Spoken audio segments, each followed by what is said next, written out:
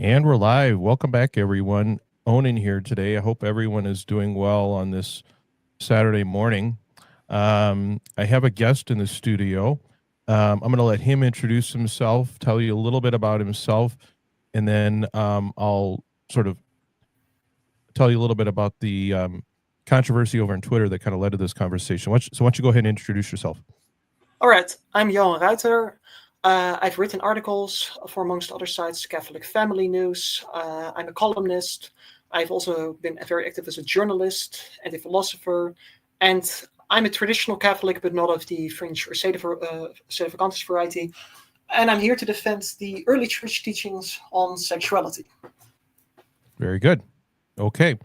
And if people have more questions in the comments, they can bring it up. I'll tell people in advance that will not be going into my guest's personal life or any of that stuff. So you can ask stuff, but it probably won't go there. So with that in mind, this conversation arose out of a dispute controversy over on Twitter. I don't remember seeing you on Twitter before this tweet that I put out earlier this week. Do you recall seeing each other before then? Yeah, maybe about a year ago or something. Okay, got it. Not debated a lot or frequently, so yeah, I can imagine. Okay, well, I don't remember you, but that could be because I'm old and forgetful. So It's because I'm forgettable. I apologize for that. Okay, all right. So, Oh no, you're gonna love this guy, Jonah 2.0. So just hold on tight. A liturgy ideologue. I don't care particularly about liturgy. I like to try to time mass, but I'm not the kind of stickler person who's like, hey, wait a minute, this is the mass of 1962, not of 55. You and I are not friends anymore. Got it. Okay, well, welcome, Jonah 2.0. I'm sure you'll have some stuff in here that'll be worthy of your comment, maybe. So, all right, I'm gonna see if I can put the tweet up that got this all going. Yeah, here's the tweet. So this was on April 25th, so I guess about a week ago.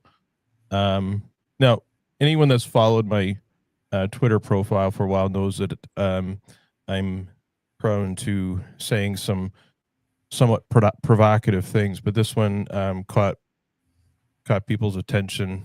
And so let me just read it for those that can't really see the text very well. So I wrote this: if the new Pope wanted to improve Catholic marriage, he would seriously look at permitting / encouraging the following, if theologically possible. Number one, consensual, non-sexual other acts between married spouses. Number two, consensual coitus interruptus between married spouses. And number three, occasional masturbation by married people if one and two are not available or the other spouse refuses. Now, this tweet caught the attention of people, and mostly negative. Vast majority was pretty negative, including, I would say, my guest's attention. So with that in mind, anything you want to kind of say above and beyond, or we can go ahead and get discussing what you want to talk about today? Oh, we can discuss this tweet because obviously the content is very much relevant discussion. Yeah, go ahead. All right. So the suggestion here is that the next Pope should reverse church teaching in a way that the Pope is neither allowed nor even able to do. It's a wrong understanding of papal authority. But regardless of that, the idea that the Pope should change church teachings that go back to the first century is bizarre to me by itself. And it requires ignoring not just 2,000 years of church doctrine, but also private revelation that has proven to be very reliable and valuable. I mean, if you study Our Lady of Fatima enough, you'll end up believing in that stuff. But both of those things aside, if we're talking about improving Catholic marriage, I don't think that following a pagan or a moderate Anglican path is the right way because, well, they clearly show bad fruits. I don't see the marriages of Anglicans or Lutherans or heck, the Eastern Orthodox have very high divorce rates in their countries in the recent decades. And they, not all of them, but too many of them, especially in Russia, have embraced artificial contraception in certain cases and all that sort of stuff. But so, yeah, I don't see it actually working. Find me a religion, find me a cultural tradition where these things are approved and normalized, and you get less divorce and less adultery, and we can talk. Okay. Well, there's two issues here. Number one is, can the Pope change this? I think that is a very worthwhile conversation to have. And number two, should the Pope change it? I think those are two distinct issues. You're right. In my effort in this tweet was to kind of acknowledge both of those issues, but for Twitter being the way it is, people didn't really approach it that way. Let me address the second point just a little bit on whether the Pope should. I hope it was clear, and if it's not clear, let me clarify very late. This would not permit couples to use contraception beyond what, let's say, people think of number two. I mean, I'm assuming these couples are going to either be using natural family planning or nothing at all if they don't like that. But so I guess with that in mind, when you read, do you understand that the context I'm talking about here is in fact couples that are not using hormonal birth controls, sterilizations, condoms, other things that we more conventionally think of as artificial contraception? Is that part clear enough or not? Yeah, that's clear, and that is a fair distinction. Okay. But I will say, obviously, it will functionally be largely the same, not necessarily as hormonal birth control. I'm willing to acknowledge that has separate issues, but it's definitely the same as using condoms. I mean, it's the same mentality. You have a sexual act where you very specifically and intentionally and unnaturally try to prevent it from being procreative. Whether you do that with a condom or with coitus interruptus, or heck, I mean, with mutual masturbation, if the wife masturbates the husband and he just comes outside of her, I don't see the meaningful distinction there between using a condom. At that point, it would be mere casuistry, mere legalistic sophistry to say that you can't also use a condom. So, well, yeah. Well, let me address that from the standpoint of let's see, the second proposition, whether the church should, because I think I will tell you that I think most married couples would view the, what do I say, enjoyment and benefit of, let's say, other acts versus the full conjugal act. So for I think if you poll most married people, they will say the full act of sex is the most pleasurable, enjoyable, fulfilling, et cetera, et cetera. These other things, while I guess fine to some extent, are never going to be as good or replace the full conjugal act. So I guess all I will tell you is from a functional standpoint, there is a difference, because even doing one of these things represents a sacrifice, if you will, compared to what everyone would like to be able to do, which is to engage in the full conjugal act without any, let's say, repercussions. Are you willing to at least recognize that distinction? I can recognize it, I think, on two of the points, but with coitus interruptus, it honestly becomes rather questionable. That becomes very blurry. But so the point is, if you're basically arguing that you'd be making a tiny sacrifice and that you'd not be having vaginal intercourse where the man gets the climax in a woman, that's the one sacrifice you make in order to not use condoms. I suppose you'd be making a tiny sacrifice, but the question is, at that point, what for would you be making that sacrifice? You'd be making that sacrifice, I guess, to not be guilty of using artificial contraception. But then I have to ask, why? Is it because artificial contraception is contrary to Catholic doctrine? Because all the things mentioned here are. So if we allow all of these things because we change Catholic doctrine, it becomes completely meaningless to still ban condoms. And I'm actually, beyond basically you and maybe people close to you, I'm not familiar with any dissident group dedicated to specifically these reforms, but not artificial contraception. And I've never seen that being being a topic of debate in any Protestant church or any form of Eastern Orthodoxy, because it's something so incredibly specific, and to many people it would seem arbitrary that, yeah, I don't think it will really take off. People who truly are against artificial contraception for moral or doctrinal reasons won't approve of this because it's incompatible with their fundamentalism. And people who believe that sex and sexual pleasure that's intentionally non-procreative can still be valid because intentionally non-procreative acts can be good for other reasons, they'll likely also think you should just allow condoms. I don't even see a reason to adhere specifically to this position. Here's the reason, because I think it's necessary to recognize this distinction, because because I think you used the comment earlier, but when you're going to compare what I'm proposing here to the Anglicans or whatever, I think there is a fundamental distinction between the dynamics that I'm talking about here and what I understand to be Anglicanism, which is more or less everything goes. So I'm just telling you from my own personal experience and talking to other people that an intimate married life where kind of everything goes is vastly different from one where NFP is the foundation of the marriage, and then perhaps some of these other things are used and used to some extent. I do personally think that those are fundamentally different in practice, and that's why I think it's the reason I think it's important is I don't think you can draw too many conclusions from let's say the Anglican, let's just use the Anglican term, and apply that to what I'm talking about here, because as you say, I don't think anyone has actually tried that, although I do know from talking to people that there are people that have more or less taken the approach that I do. But so that's why I bring that up, not because I bring it up because I think it is necessary to distinguish the type of marriage I would be talking about here and Anglicanism and other things. Now, the other thing I will say is this: I know in sort of listening to and engaging with some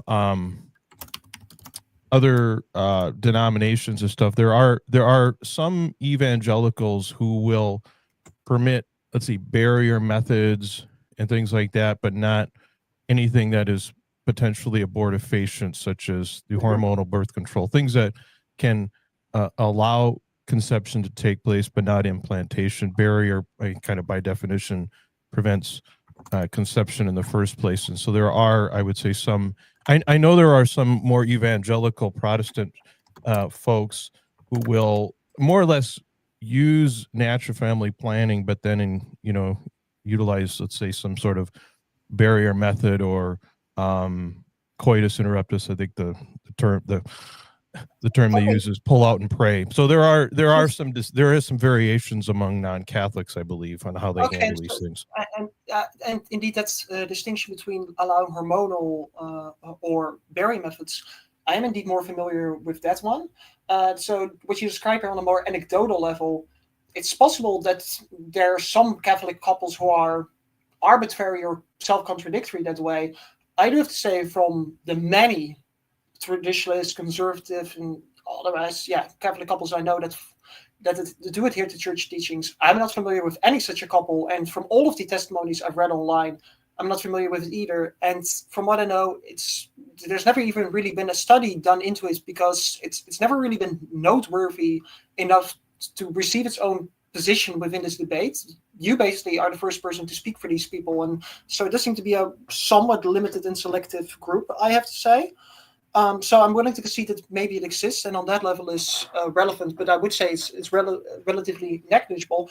And I have to say it will likely stay that way, because I have to say that, theoretically speaking, let's say that what you're proposing would not have the Anglican effects, and I'm not saying it does, but let's say it.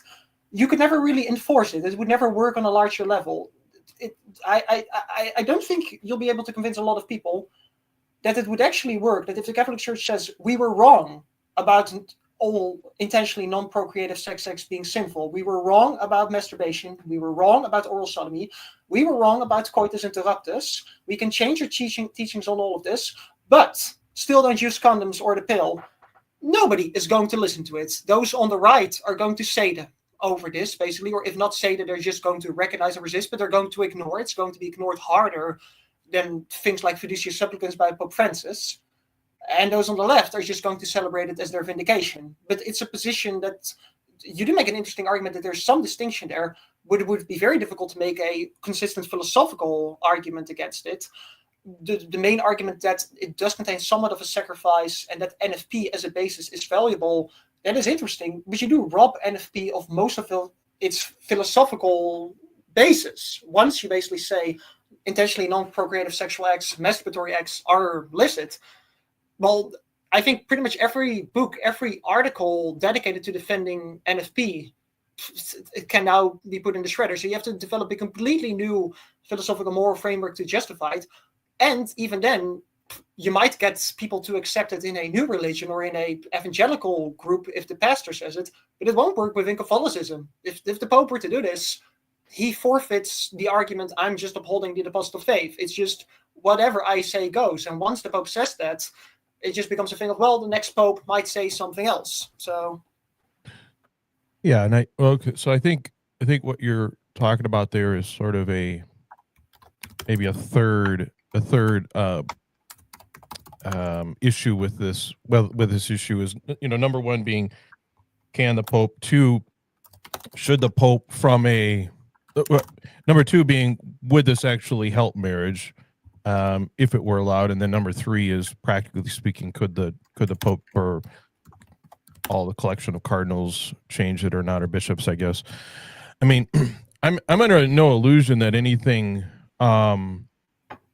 is going to change. So I mean, this is sort of more of a thought exercise than anything else, because I think there would be definite backlash. As my tweet has sort of indicated, I think there would be extraordinarily strong responses to this proposal. My point being is, I would like the Pope to either address or not address this issue based on the merits of it, not whether it might be cause for embarrassment or dissension or whatever, because quite frankly, it's not my concern whether traditionalists would be butthurt and leave because the Pope changed. Let me finish this.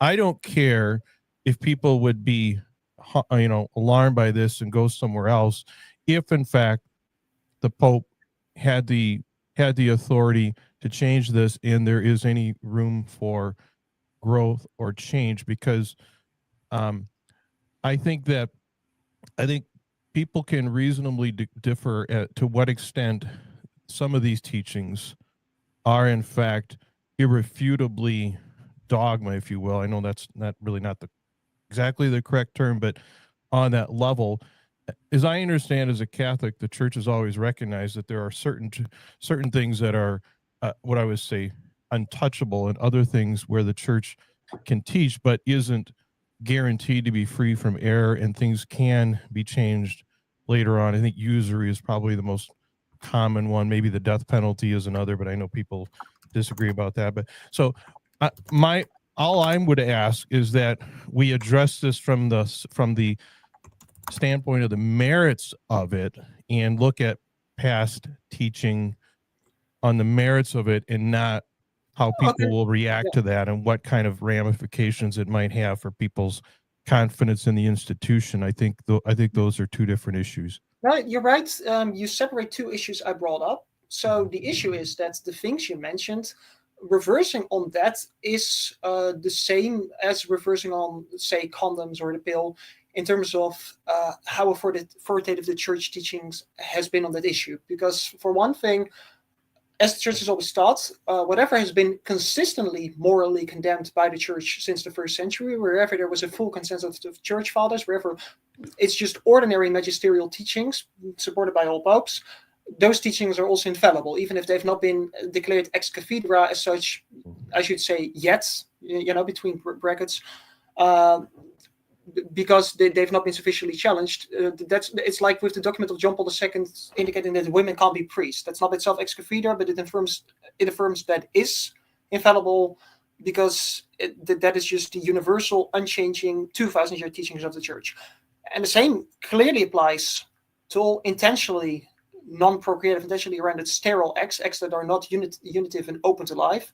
And so that indeed applies to artificial contraception, but it fully applies to mutual masturbation, to any form of sodomy, and to coitus interruptus. Only NFP did not consistently fall under this condemnation, which is why it's always been more of a gray area. So the point is that it wasn't just that sadists or threats would be upset. I basically said nobody would really accept it. I just said the ramifications of it were such that basically the church would just say we can change or unchanging teachings on sexuality, and at that point the argument of authority is gone. If sexual teachings that have been consistent for 2,000 years, if they can be changed at will for any reason, then that's also going to happen with the teaching on condoms. That's why I'm just saying there's never going to be a definitive magisterial stance that prohibits artificial contraception but allows the things you mentioned. Because okay, well, let me just, if I could, just interject a little bit then. So what was the issue of the day that gave rise to Casti Connubii? So that's was it didn't just come out of it just didn't randomly happen. It wasn't like the Pope woke up and said, what was going on? Yeah.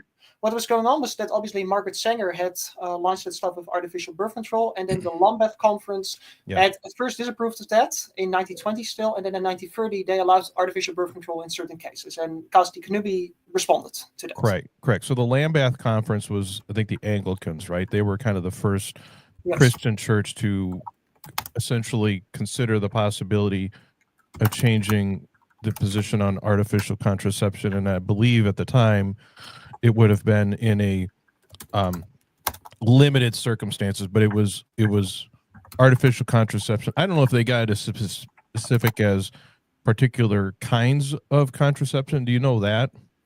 I think I don't really think so. I think they condemned just the ones that were common at the time, and then also made general broader statements about sex open to life and so on and so forth. I don't think condoms were mentioned by. Got it. Can we agree that? Can we agree at least that the Lambeth Conference was what was being proposed was artificial contraception in some limited form, at least at that time, and was it Pius the 12th? The 11th. Pius the 11th was responding to that in Casti Connubii, and so the point of Casti Connubii, the environment from which that was coming, was to respond to the notion that artificial contraception might be permissible even in some limited circumstances. Correct? That was sort of what was going on that caused Pope Pius XI to make that encyclical, right? Yes, but I will add that it was specifically also a response to newer sexual mores that were being pushed by secularists and then being embraced by, first by the Anglicans, where basically Christian sexual ethics were being changed to adapt to secular mores, and where sexuality was starting to be separated from its openness to life. And so indeed, artificial contraception in certain cases was the specific example of that. But indeed, the point is, so all Christian denominations in 1920 would agree artificial contraception was wrong.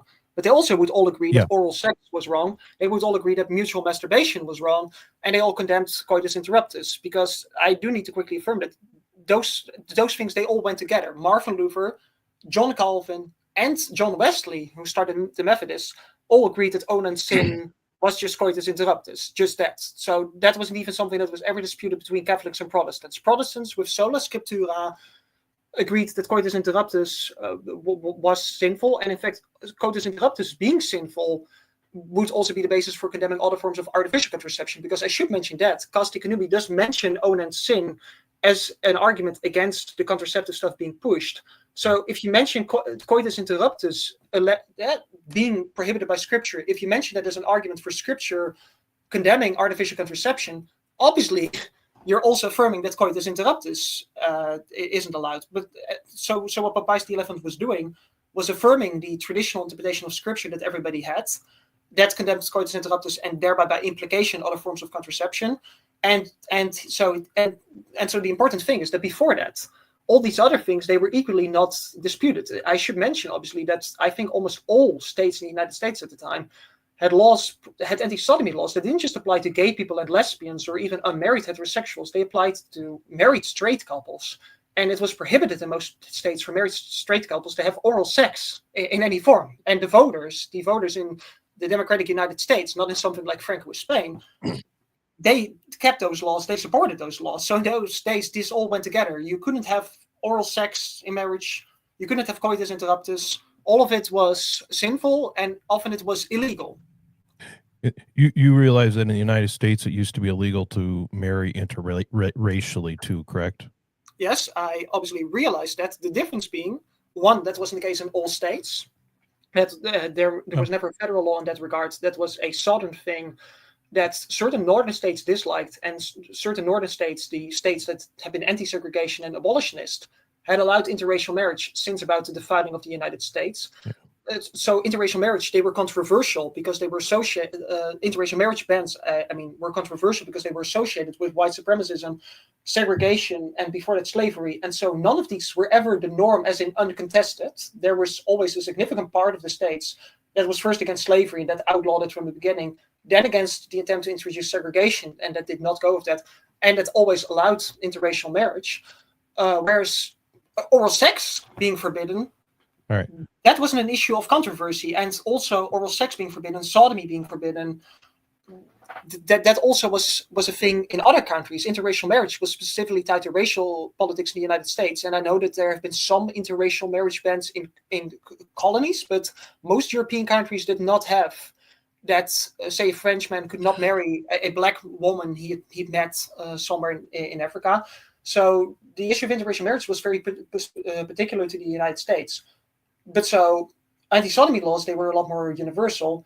And so coitus interruptus being a sin, because Onan was also more universal, because Luther and Calvin and Wesley, they weren't Americans who were promoting interracial marriage bans. I mean, Luther had some horde views, obviously, but I mean, in general, not all Protestants were segregationist bigots. A lot of them in the United States were, but not all.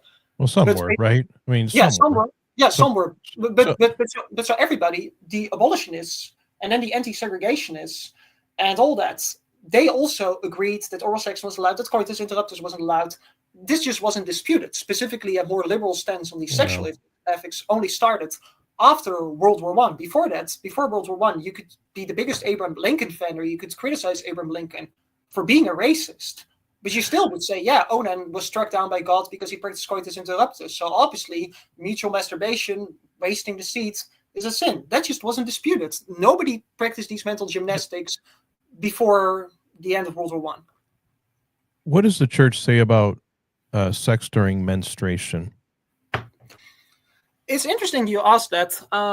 It's obviously condemned in the Old Testament. And from what I know, I believe the Eastern, it's either the Eastern Orthodox or at least some Oriental Orthodox who still adhere to that because of purity laws. Now, the Catholic Church has always taken I mean, way before Vatican II, it's taken a more minimalistic interpretation of what still applies from the Old Covenant compared to the Eastern Orthodox. And so I don't think the Church has really bothered to specifically get into detailed analysis of menstruation, sex during menstruation. I think it's only dealt with implicitly, in as much as there have been previous magisterial declarations on non-procreative sex back in the 17th century, specifically in response to controversies between the Jesuits and Blaise Pascal and the Jansenists. And we can get into that a little bit more later. But so beyond that, it was dealt with obviously also implicitly by Alphonse de Liguori, who argued that sex during pregnancy would be a venial sin. So nowadays, even a lot of threads would find it a strong position. But so obviously sex during menstruation, beyond, I guess, maybe people finding that more unclean or more uncomfortable, but that's a completely separate issue. Sex during menstruation obviously falls into roughly the same category as sex during pregnancy, from the point of view of intent, the situation, and so forth. So, sex during pregnancy, is that a sin? I'm sorry, you were not. I couldn't hear you during the last part. Is sex during pregnancy a sin?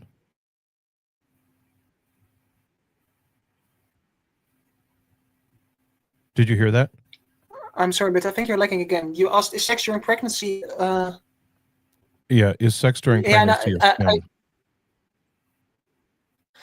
Is sex during pregnancy a sin? Well, so according to very venerable saints and doctors of the church, it's a venial sin.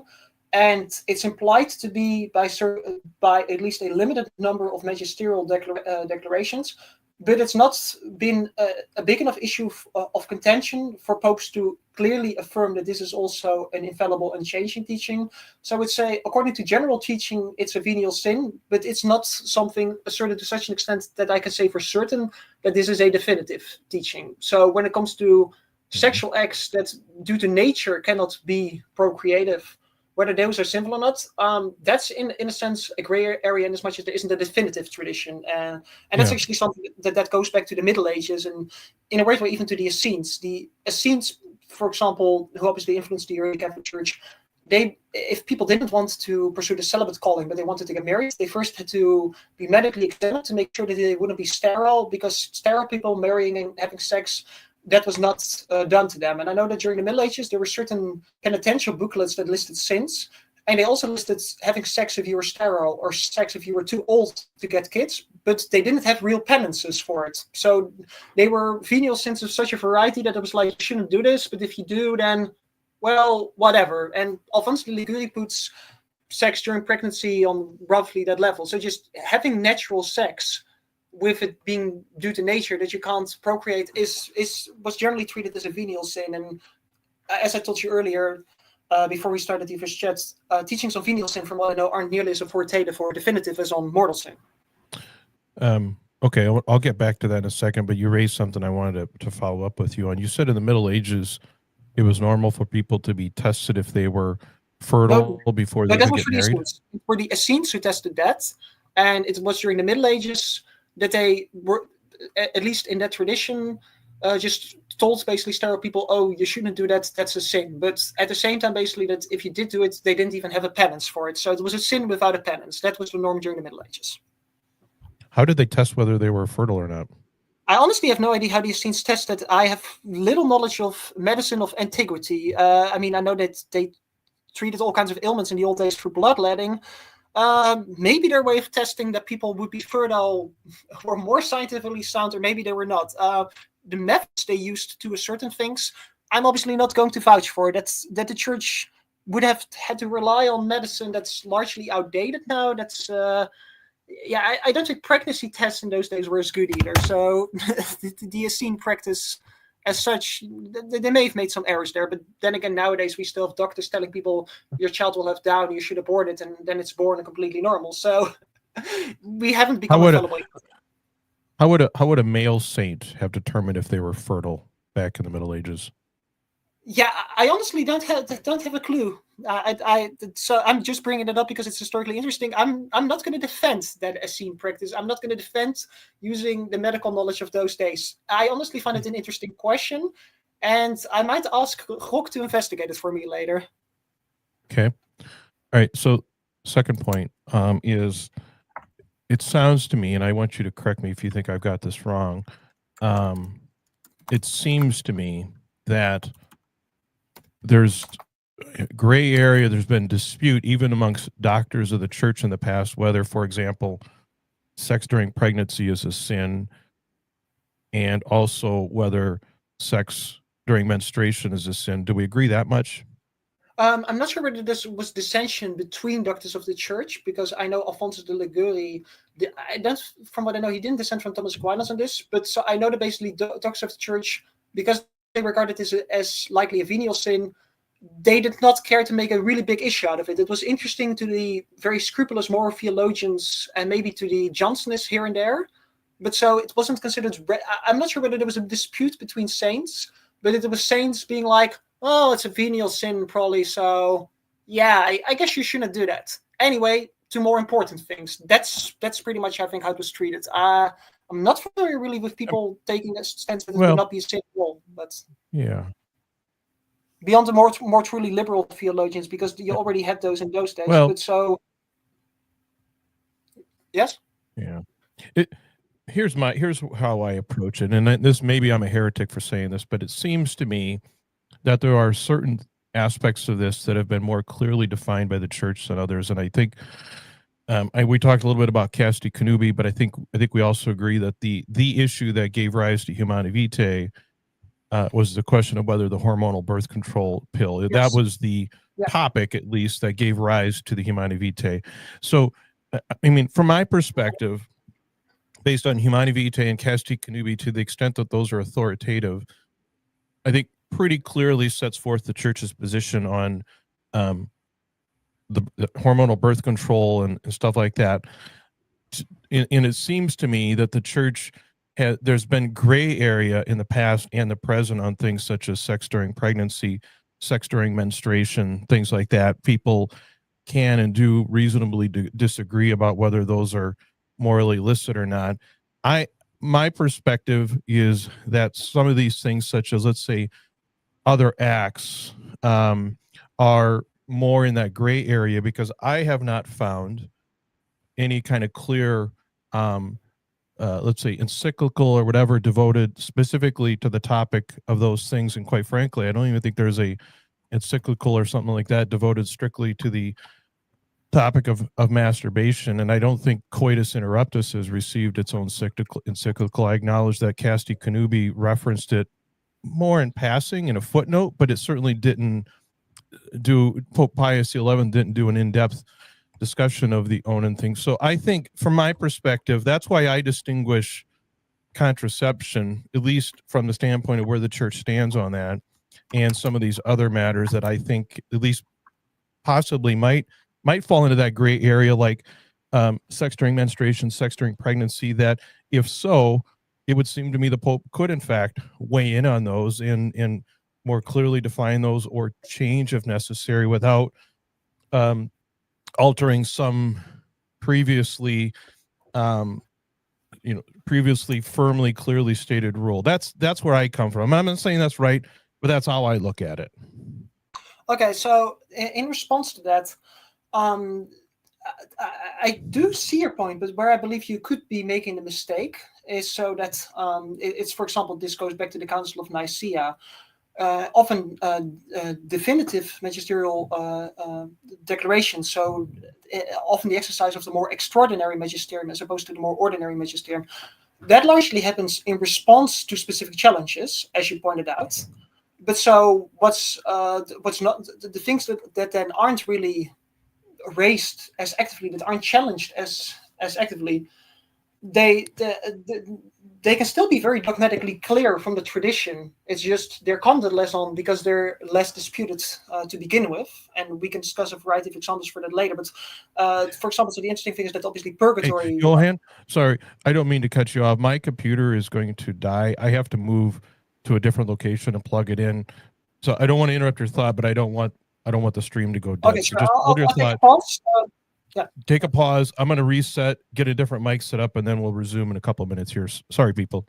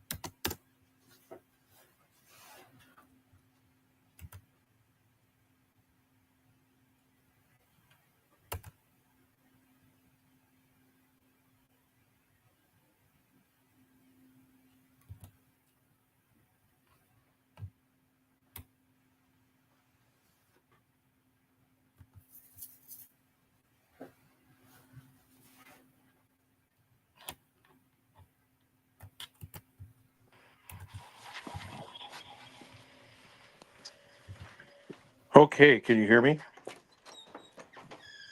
Yeah, I can hear you. All right. My computer has crashed, so I'm calling in. Is there an echo at all or not? No, I don't hear that now. Okay. I apologize to everyone. My computer crashed on me, and so I'm actually on my cell phone right now. So let's go ahead and continue it as best we can, and then I think what we'll do is maybe we'll reconvene at a later date when I have a better computer set up and we can talk a little more intelligently, okay? Sure. So, would you like me to continue Pick what I up where was you saying? left off. Yeah. Okay,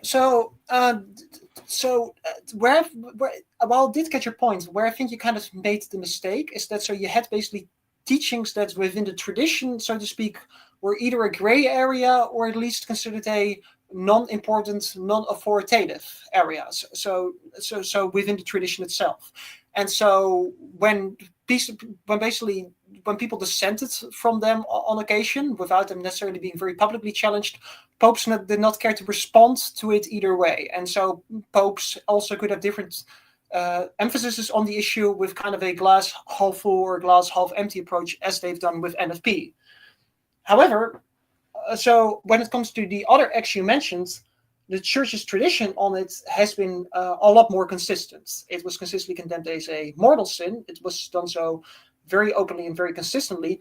It just wasn't done very specifically. It didn't get documents dedicated to it because it wasn't enough of a separate controversy to warrant its own separate document. And additionally, where say the church, not the church, but where say authorities like Alfonso de Liguori were then considering sex within pregnancy a venial sin, and obviously it being a venial sin therefore already makes it a lot less important. Where that's in no way included in Humanae Vitae and Casti Connubii, and where one can disagree with that without actually really disagreeing with the overall teachings of Casti Connubii and Humanae Vitae. The same doesn't apply to these other acts for the simple reason that basically where the church had somewhat of a gray area already in centuries past, where it wasn't as big a deal, was basically naturally non-procreative acts. However, the church had a very clear teaching on intentional, artificial, non-procreative acts, and it's specifically this teaching that is affirmed in Casti Connubii and Humanae Vitae, in both cases in response to specific controversies that challenged it from different angles. But it wasn't just as if the Pope was like, you can't use the pill or you can't use condoms. It was, you can't use these various forms of artificial contraception for a very specific reason. And so this specific reason that's affirmed in both Casti Connubii and Humanae Vitae, but also already part of earlier magisterial declarations, this specific teaching, this is obviously that all intentional non-procreative acts, all intentionally rendered sterile acts, all artificial contraceptive acts in the broadest sense of the term, it's that all of these acts are sinful. And it's specifically this point that the Pope makes in Casti Connubii and again in Humanae Vitae. That is the overall issue, and the encyclicals also deal with concrete cases that challenged it. But so to limit Humanae Vitae to the pill or Casti Connubii to bare methods or something like that is an oversimplification. Both documents specifically deal with that you can't separate the unitive and the procreative and make that an important part of their teaching. And so that's intentional, artificial, unnatural acts, that those aren't allowed. Both documents at the same time care to distinguish between acts that could naturally be non-procreative, even without you knowing it.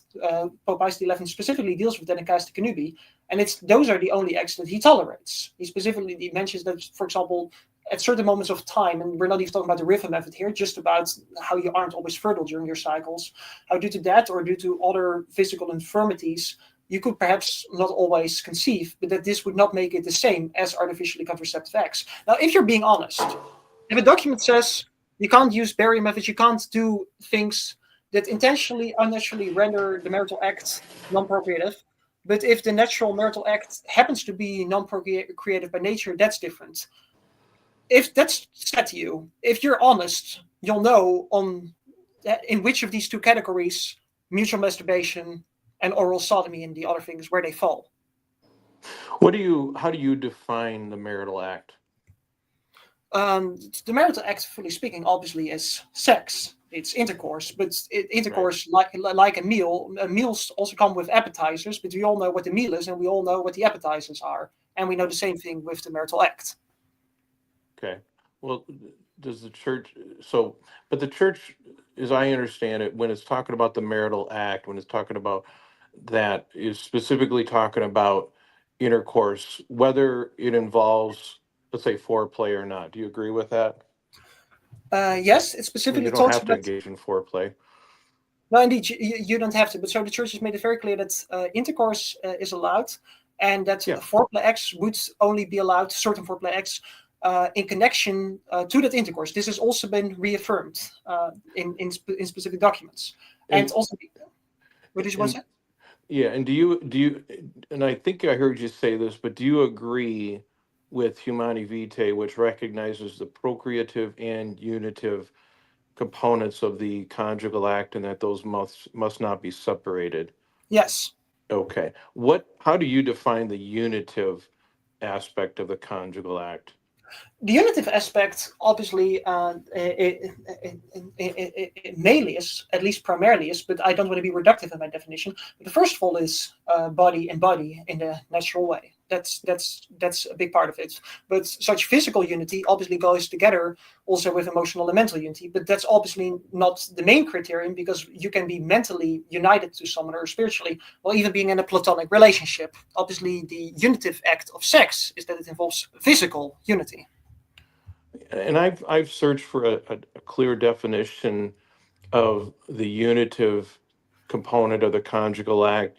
I have not really seen, even in Humani Vitae or otherwise, anyone clearly define what that is. But from my own lay perspective, it seems to be the physical connection of the genitals, the intercourse itself, the physical aspect Yes, is the unity. Whether there's an emotional connection or not, whether is nice, but I don't think is required for the conjugal act. It can be a physical connection as long as it's open to procreation. Am I reading that correctly? I do think that would be the bare bones thing of that, Yeah. at least what would be adequate. Probably, yes. But I will admit that on that, I'm less entirely certain than all the other things I've said. So I Uh, will freely admit that. So if I okay. turn wrong on that, Yeah. I, then I I would certainly be interested in a because I think it can potentially be important, because if let's just assume that is more or less what Paul VI or whoever was talking about, is the unity of the conjugal act being the physical connection of the genitals, and the procreative being, has to be open to life. Um, okay, if that's what we're talking about, can you help me understand how? Well, do you contend that other acts that never involve intercourse violate that principle of not separating the procreative and unitive aspects of the conjugal act? well, in a way, they wouldn't, in the sense that it would be even worse. That they wouldn't separate the unitive from the procreative. They would make both absent from the sexual act. And if you check both documents or just any general church teachings, that's condemned. That's just pure lust. Sex, it is realized in the How do you conjugal define act. lust? How do you define lust? So lust is disordered sexuality. Lust is sexuality for selfish or even mutually selfish reasons. It's it's separated, divorced from its natural meaning, from natural law. It's like gluttony. It's which is also a disordered form of appetite. And so lust is similar to that. But regardless of the definition of lust, because that isn't essential to what I'm saying, what I wanted to say is that according to the definitive and consistent church teachings, what's prohibited is the misuse of sexuality, and specifically that sexuality is used outside of the natural conjugal act that's both unitive and procreative in the sense of being open to life. Yeah. That is the only thing that the church allows, the conjugal act that's unitive and procreative. I get that. So I'm trying to dig down into the reason for it. Okay. I'm not sure, no, challenging that's what it is. I'm trying to better understand what's the reasoning behind that notion. Okay. That's kind of what I'm trying to dig into. So I guess my question then is other acts where there's never any physical intercourse. What is I'm not asking whether the church allows that. I'm asking, why does the church condemn that? what you're basically asking is why the church condemns sex or sexual acts that's not unitive and procreative. Why it condemns sexual acts that are basically purely for the sake of pleasure. That is what you're asking. Well, okay. Well, let's say they're not just strictly for the sake of pleasure. They're for other benefits that the couple gets out of that, bonding, the physical release, the dispersal of cortisol. There's lots of things that happen from a sexual encounter beyond the momentary pleasure in itself. So if let's just talk about above and beyond just the pleasure component, but the other aspects to it. Why does the church condemn those acts for those reasons? Well, so for the same reasons, it condemns artificial contraception, which is that the church doesn't simply teach that you can't separate the procreative from the unitive. It's not that that's the core issue, that's wrong. That's also wrong for a reason. The reason you can't separate those two is because both of them are essential for sexual practices to be valid, to accord with God's law. And if you're asking why is that the case, well, there's two approaches to this, obviously. The first reason is simply revelation. It's what God has revealed. God prohibits sexuality that's not unitive and open to life. God has made it clear. Where? In both scripture and in pretty much every church father, and also just very early church proclamations. I'm not even talking about later magisterium or magisterial interpretations, just anything from the Epistle of Barnabas to Lactantius to Tertullian, Clemens of Alexandria, Augustine, Jerome. Let's talk about scripture first of all. Where does scripture condemn these non-intercourse sexual acts that we were just talking about? Okay, so scripture condemns quite a few of them explicitly, but not all of them explicitly. So I'll deal first with the ones scripture condemns, and then I would like to add the very early church fathers. Sure, let's talk about scripture first. Go ahead.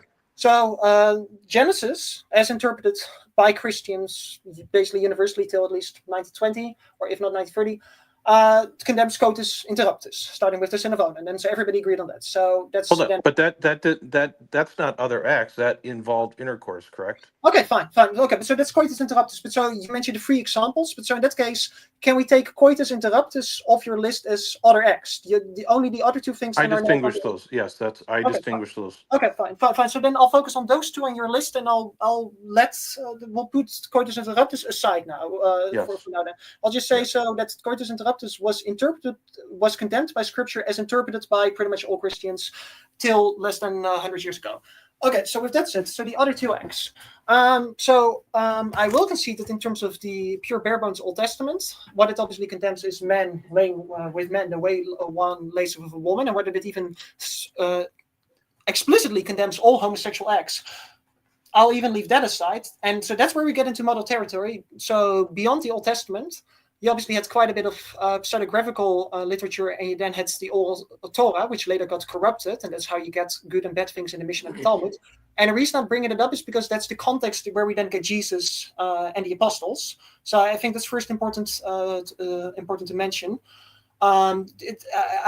So because I'm obviously getting to the New Testament now, so certain things in the New Testament aren't purely based on the Old Testament, not even with the canonical books, but there's also references to the Book of Enoch and to the Oral Torah that is very important to understanding certain things that are said. And by the way, anyone listening, if you haven't read the Book of Enoch, I really suggest you do. It's a wonderful read.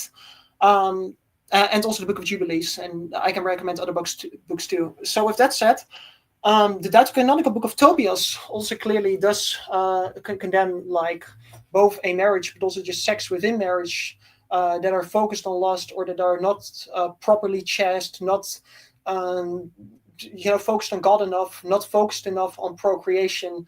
So Tobias also is rather hostile towards artificial contraception, but so it doesn't specifically focus on, say, burial methods. It just focuses on sexuality that's not open to procreation. So Tobias condemns it quite a bit by implication, but so it's not getting into detail with a list of acts. And that's where you get into the New Testament.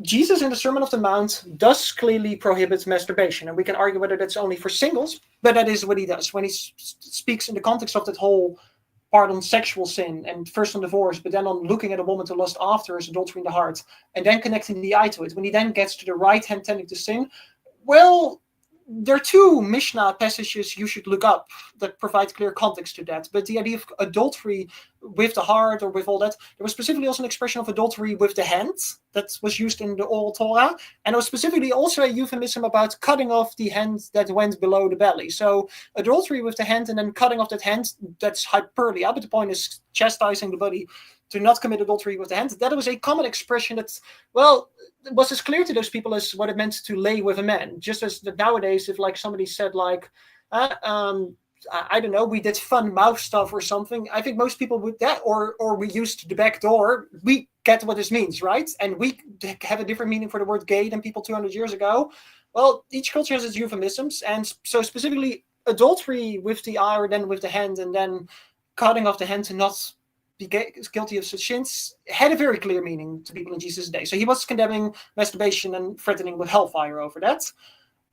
Hold on. Let me just stop you there. So if I'm understanding you correctly, that this euphemism that our Lord used, you believe, is there any other things that our Lord said that you believe indicate his condemnation of masturbation beyond that passage? No, just the Sermon of the Mount. Okay. If you read the thing. And do you believe that euphemism clearly prohibits mutual acts between couples?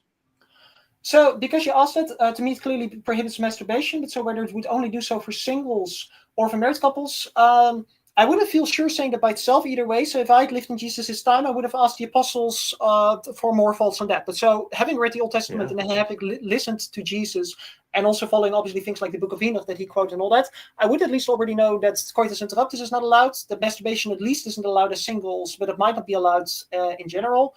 So I would know that, and I would basically know that like that not being properly focused on the begetting of children and sex in a church context focused on God, that would be like opening your marriage to like Satan and not having the grace of God and yada yada yada. So I would already believe that based on having the Old Testament and having the words of Jesus, and obviously then the Apostle Paul in Romans makes it clear that homosexual acts are forbidden. And then he also speaks of women leaving behind the natural order. And what's interesting about it is that some early church fathers interpreted that as women engaging in unnatural acts with men, that are similar to homosexual acts and not actually to lesbianism. So that's just an interesting thing, that whether Romans basically condemned homosexual acts and heterosexual sodomy with women, or whether it condemned homosexual and lesbian acts, you could even have some variations in that. So that's another thing where basically the extent of the implications is left open twice, and Jude, the Epistle of Jude, adds to that even further, because it references Sodom and Gomorrah being destroyed for unnatural,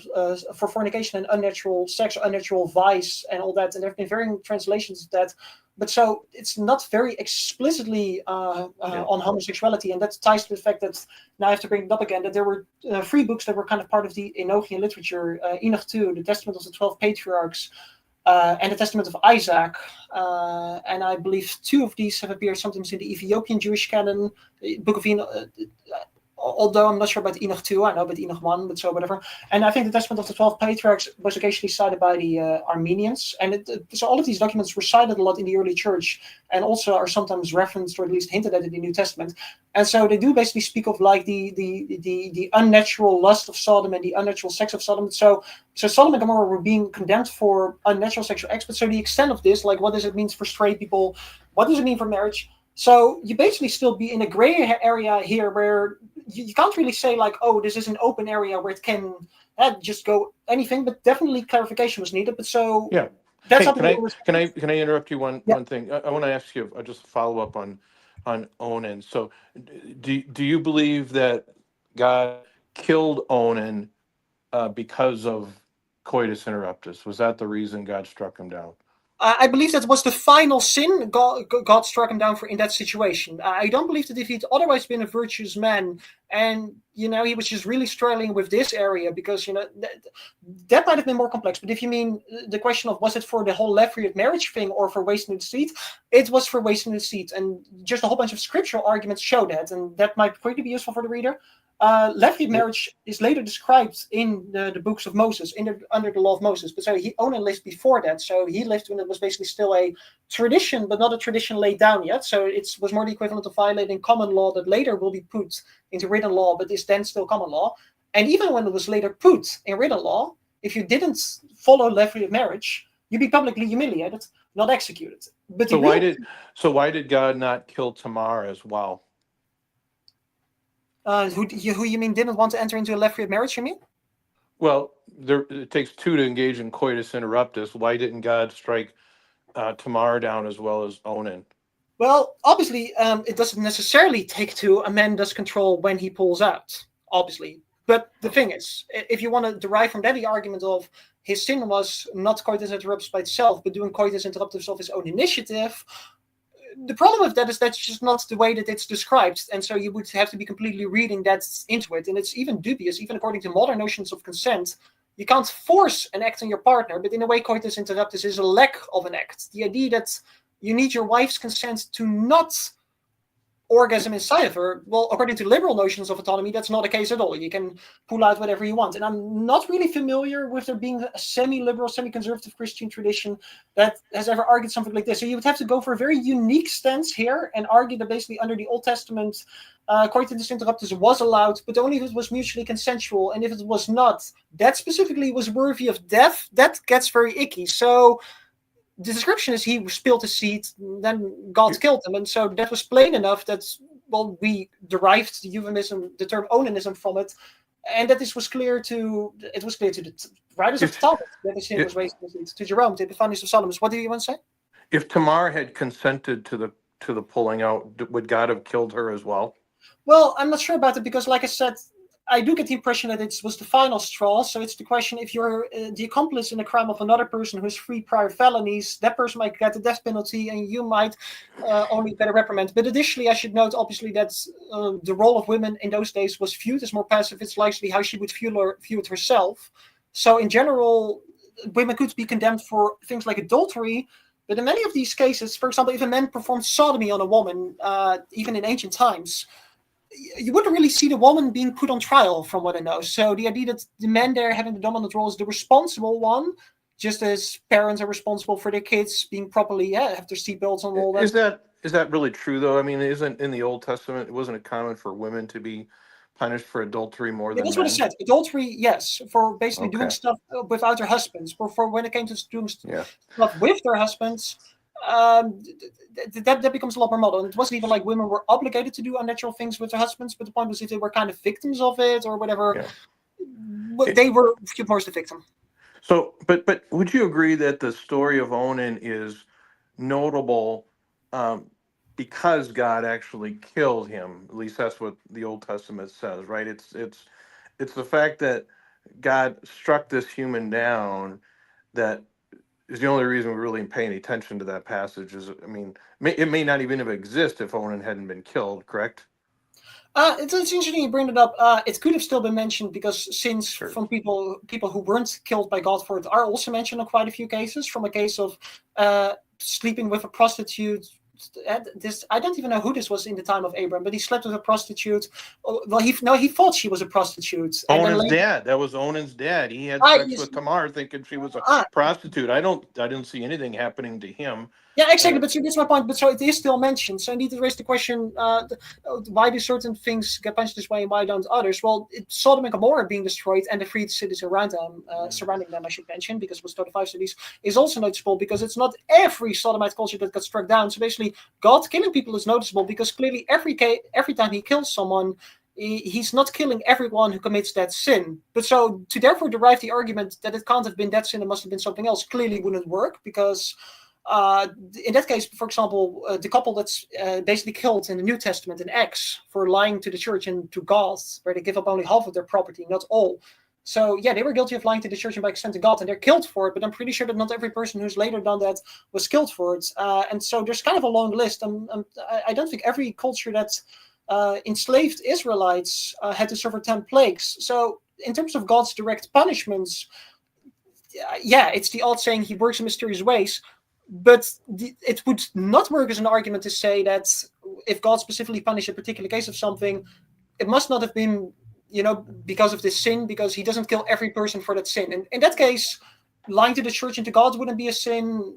Being a city of sodomites wouldn't be a sin, because God hasn't always applied the death penalty for any of these. I mean, but here's the problem. The issue is, the story is God killed Onan, not simply that Onan sinned. We all sin. Many people, including good Catholics, commit sexual sins along the lines of what Onan does. And yes, it's a sin. You go to confession, but God doesn't strike you down for it. So to me, that is the thing that I think we can't just overlook, because God doesn't typically kill people for sin.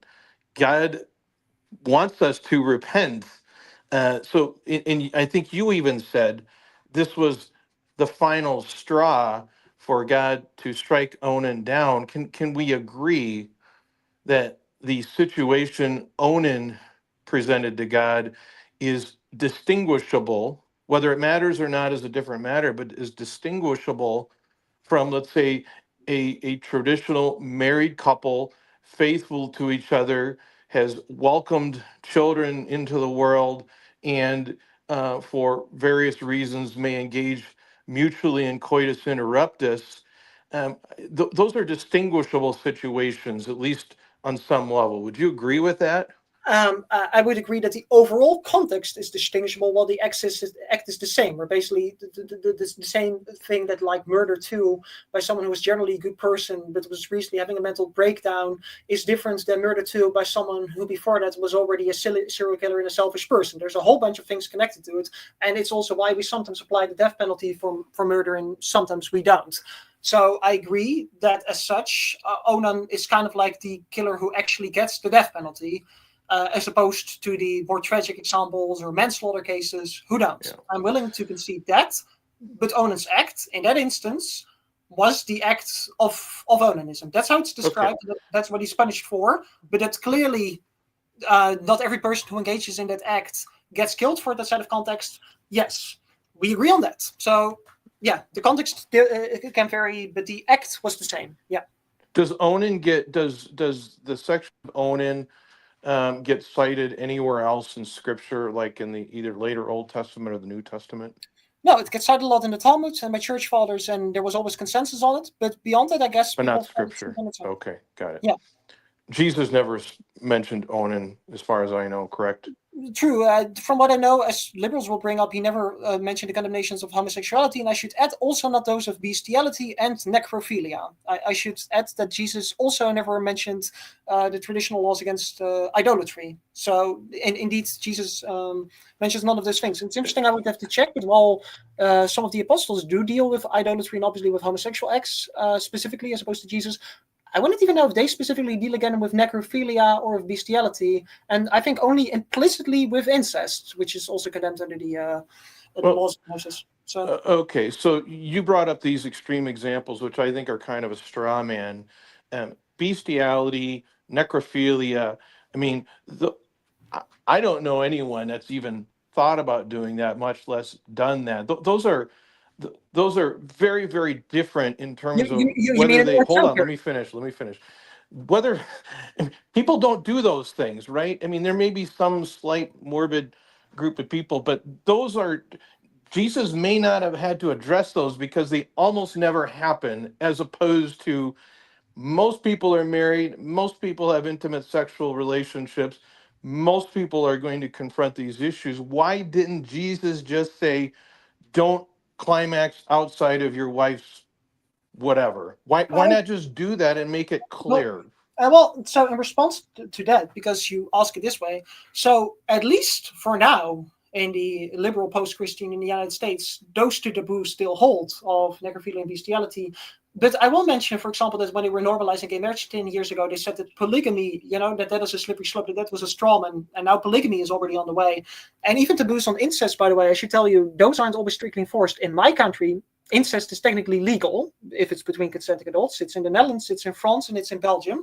And I should also mention that there are, I think, a few countries still in Europe where bestiality is technically legal. And in Denmark, children are even told in sex education books that it's not strictly against the law. So I should inform you, it can always be crazier than you think. But that brings me to the context of Jesus' time. The question was to Jesus's time, it's still as evident as it's thankfully to you and also to me. Was it as evident to people that things like artificial contraception, extra masturbation, and sodomy, that those were wrong, as things like necrophilia and bestiality? Because obviously I mentioned two extreme cases, but so the other one is homosexuality. The question is, what do you believe? Do you believe in the liberal interpretation that Jesus did not actually have something against homosexuality, and that's why he didn't mention it? Or do you believe it was so obvious that he didn't bother to reaffirm that and he focused on things that weren't obvious? I think that's actually an interesting question. But and on top of that, I should obviously bring up, because this is something that comes up in a lot of discussions between Catholic and Protestants, and you might get annoyed with me here.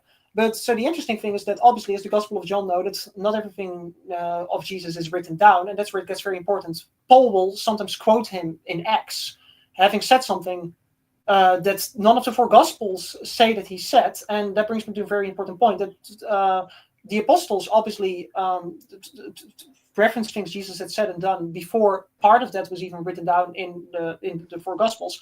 And that's obviously where we get into the debate about scripture and tradition. Now, obviously, that people will be skeptical that whether something claimed by Augustine in the year 400 to be an apostolic tradition, whether that really is an apostolic tradition going back to Jesus, sure. But to me, really, this is the point.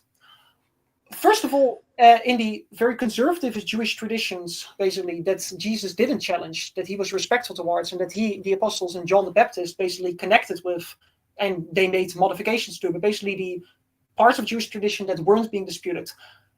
Within those conservative traditions, you'd already have answers to a lot of these things. On top of what already the Old Testament said or implied, there was a lot more guidance there that wasn't disputed and was assumed. But on top of that, if, say, you think like, well, that's somewhat of a stretch, Jesus and the apostles might have been more liberal than certain Essenic traditions or even certain conservative Pharisaic traditions.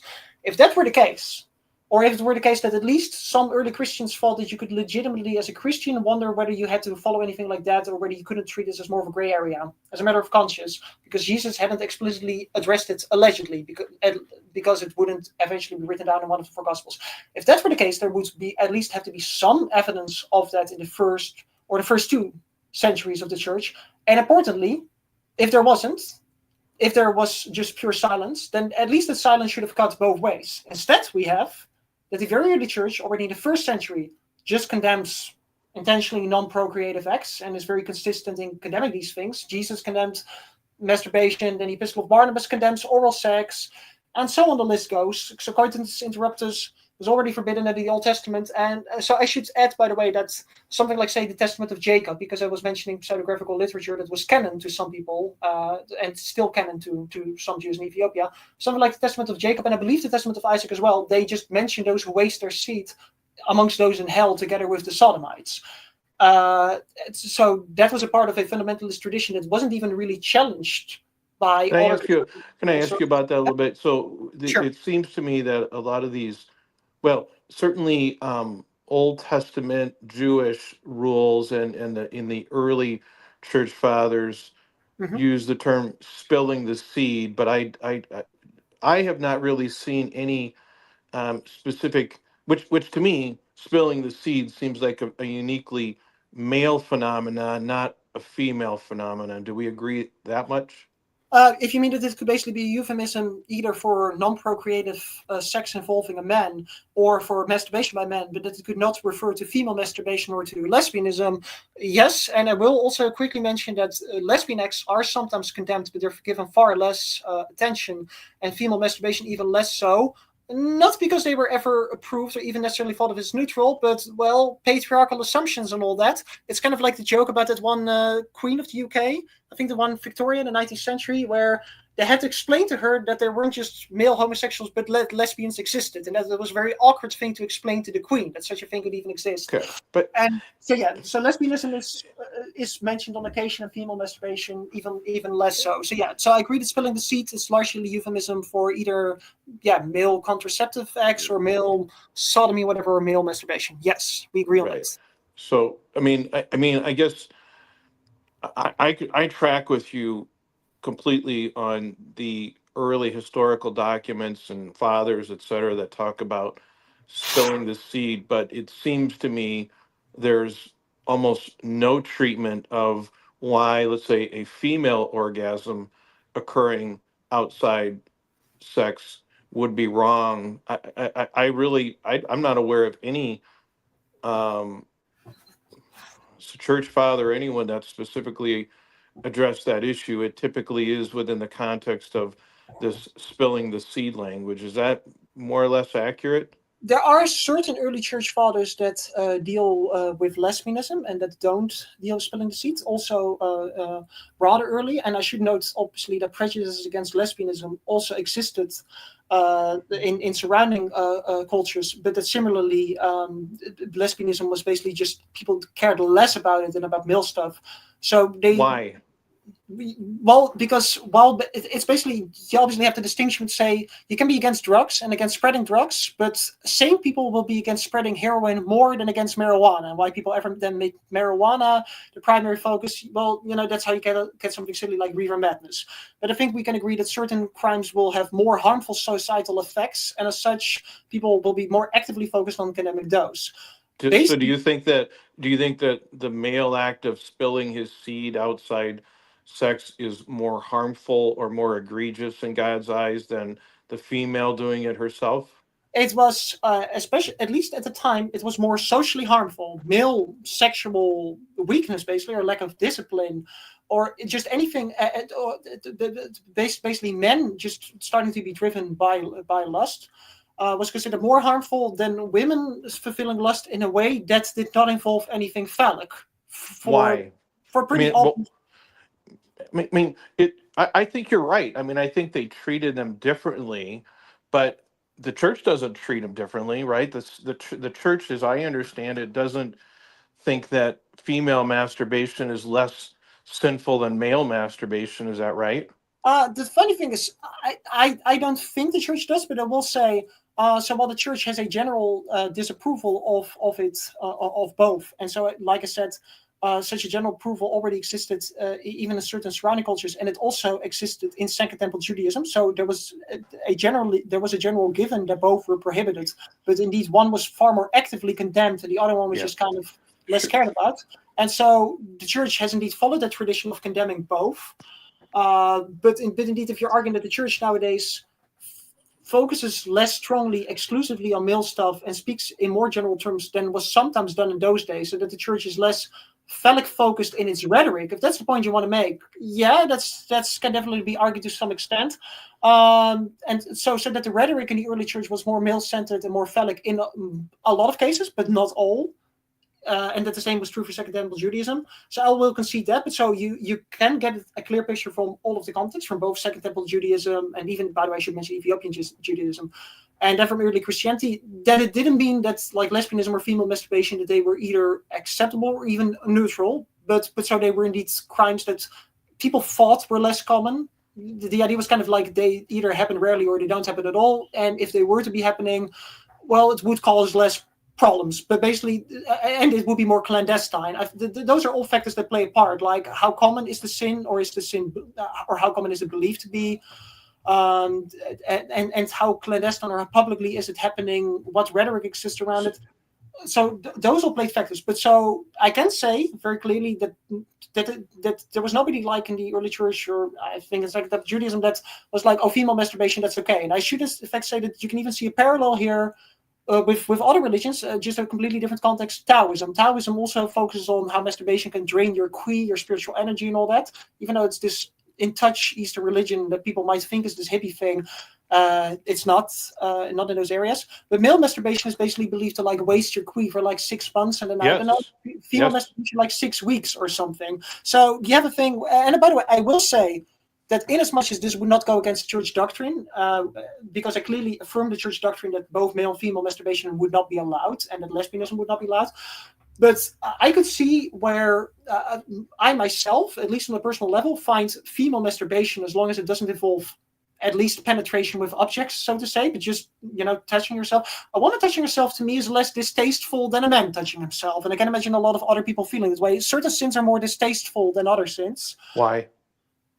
Because, well, certain acts are waste. Well, let me mention an example.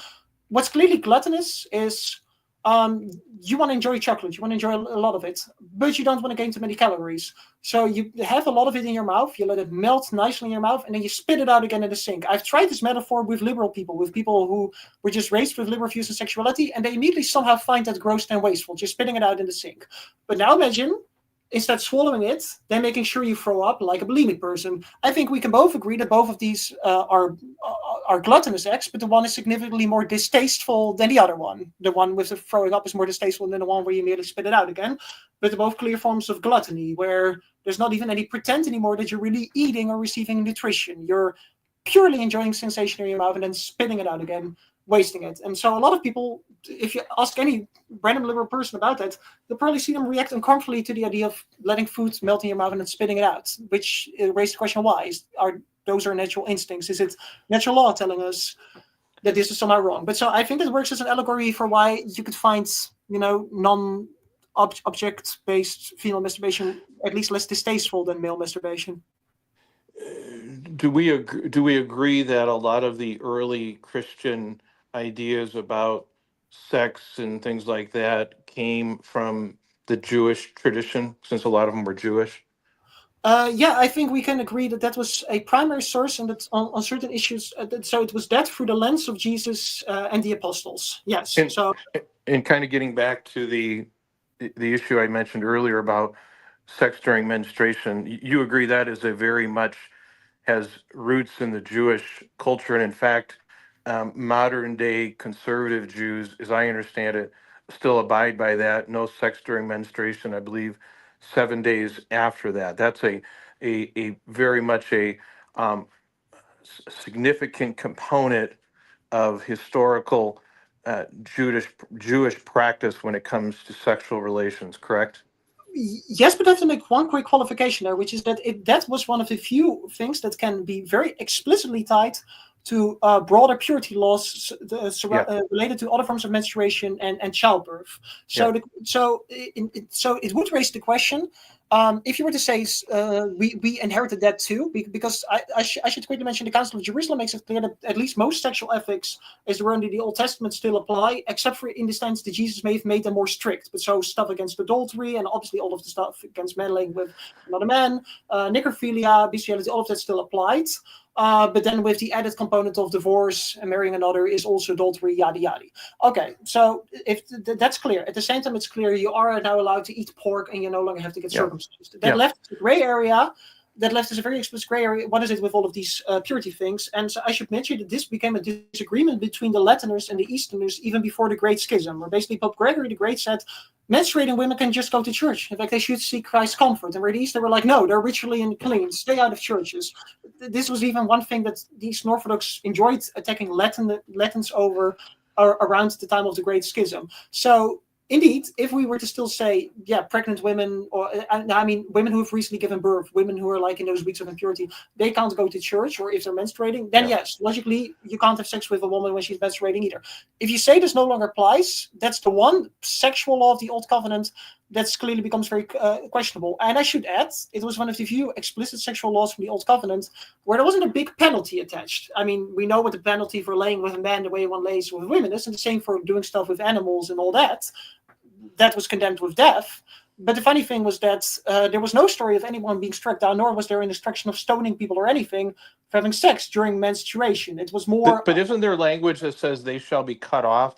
If my computer hadn't died, I would have pulled this up. But I found resources that indicated in traditional Jewish culture, having sex during menstruation meant you were cut off from the people. That sounds pretty significant to me. I just want to check that. I don't think the Old Testament says that, but if it does, that's indeed a significant. Then it is an important purity law.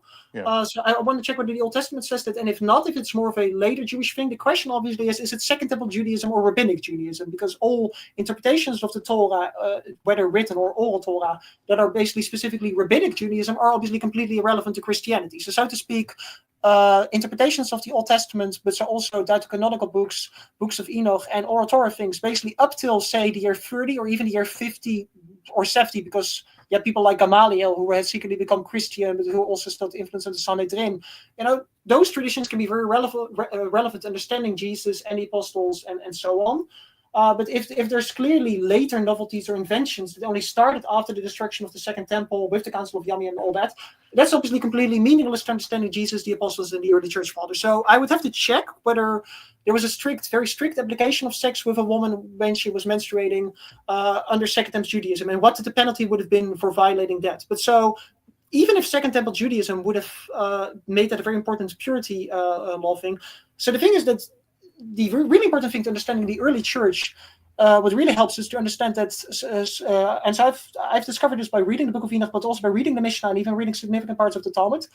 You basically had, say, roughly 3 to 4 strands of Judaism in the time of Jesus, of Second Temple Judaism. The Zealots and related groups can be, in a way, be regarded as the nationalistic left. And you have the Sadducees, who were also in a way more secular, and in that sense progressive. You could view them as similar to Enlightenment Christians, who were more deists, interpret everything metaphorically. And then you have the Pharisees, who already have a more traditional view, and they're split into 2 factions. And finally, you have the Essenes, who are the most ultra-Orthodox. It's the Essenes who are the most ultra-Orthodox, and it's the conservative interpretation of Phariseeism that Jesus, the apostles, and John the Baptist are clearly the closest to. So a lot of the things they say are in reference to the Old Testament and the Deuterocanonical books, and those understood through the lens of Essenism and conservative Phariseeism, mixed with stuff like the Book of Enoch, the Oral Torah, and so on. And when all of that is said, so they adhere to a very specific apocalyptic interpretation of it, and then that got reinterpreted through the lens of what Jesus said and also the significance of his resurrection. So it's very important to understand this, the basics and the context, but at the same time, the modifications added by Jesus and the apostles. So purity laws there become a very complex gray area. But laws that were purely sexual, separate from purity laws, yeah, they were basically inherited and they were made even stricter. And including, I believe there are early church fathers who, like the Jews, said it was sinful, and I think some even said gravely sinful, to engage in sex during menstruation, and then that kind of later dissipated over time. Correct? If you say that there are church fathers who said that, I would love you to send it to me. Yeah. And if you're saying that it dissipated over time, I will also have to investigate that further. So Yeah. you will get a response to me on that, because I need to have both of those points quickly before I can engage with it. But so what didn't, so what I can say for certain is, I know that there weren't a lot of early church fathers speaking about that, because I've read all of them in its entirety, not quote mine things, but I mean, I've read the Epistle of Clement, I've read the 7 of Ignatius, I've read Polycarp, I've read Barnabas, I've read the Dianagae, I've also read other apocryphal literature that some early churches, and I mean Orthodox churches, so Orthodox Catholics, had in their version of the New Testament, like say the Apocalypse of Peter, the Shepherd of Hermas. I've read all of this. And so the Dianagae already condemns sodomy, and then the Epistle of Barnabas specifically starts to condemn oral sex done by women on men. Then the Apocalypse of Peter condemns lesbianism, Can I stop you for a second? Is sodomy sinful out? Let's say sex between 2 men. Is that sinful beyond the sexual act itself? Isn't that also adultery? If it's 2 unmarried men, it can't obviously be adultery. You can't marry men, right? I mean, by definition, men can't get married. Yeah, no, but I mean, if they're both unmarried, it's not adultery; it's fornication. It's fornication by definition. Okay. 2 people who are married having sex with each other is fornication. Adultery means one of the people has to be married, and it's a sin against the existing marriage. There is a distinction there. But both fornication and adultery would be mortal sins, correct? Yeah, but the interesting thing is, because you brought this up earlier, adultery is specifically condemned in the Old Testament, and it's specifically named by Jesus. Jesus mentions fornication as well, but he mentions fornication as a term describing sexual morality the way it's used in the 1st century. So while under the Old Testament it's very clear that you can't have sex outside of your marriage if you're married, basically the whole, later notions we know in the Christian world, if you can't have sex before marriage, premarital sex and all that would already be more gray under the Old Testament alone. And if we then get into the New Testament, so it depends on then how you define fornication. So there are interpretations of words and implications. My question is a little more simple than that. There's no scenario under which 2 men could morally engage in sexual acts with each other, correct? No situation at all. If it was assumed that all sex outside of marriage was sinful, which is not explicitly said, ironically, by Jesus or in that sense in the Bible. So indeed, sex between men in any form would be prohibited, but it's not technically under the 73 books of the Catholic Bible. Men laying with men, the way one lays with a woman, is condemned. Whether that condemns all homosexual acts, like whether it would condemn mutual masturbation, would already be questionable. So, seems to me. I mean, that's seems to me. Well, let me move on to a little different topic then. So do you know one way or another whether in the old Jewish ways, if there was any ritual impurity impact on a man who had a nocturnal emission? Yeah, I know that under the Old Covenant, you just had to wash yourself properly and all that. So it wasn't really a sin, but it was, I think, connected to the impurity of menstruation and also to then sexual menstruation. So that's indeed what you talked about. That's Old Testament impurity stuff, as opposed to natural law sexual ethics such as no bestiality, no laying with men, the way one lays with woman. Yeah. Right. We obviously as Catholics don't believe that is necessarily sinful unless someone's activity led to it. But the simple action of nocturnal emission was a purity law issue under Jewish culture, but it's not something that we have adopted as Catholics, correct? Yes.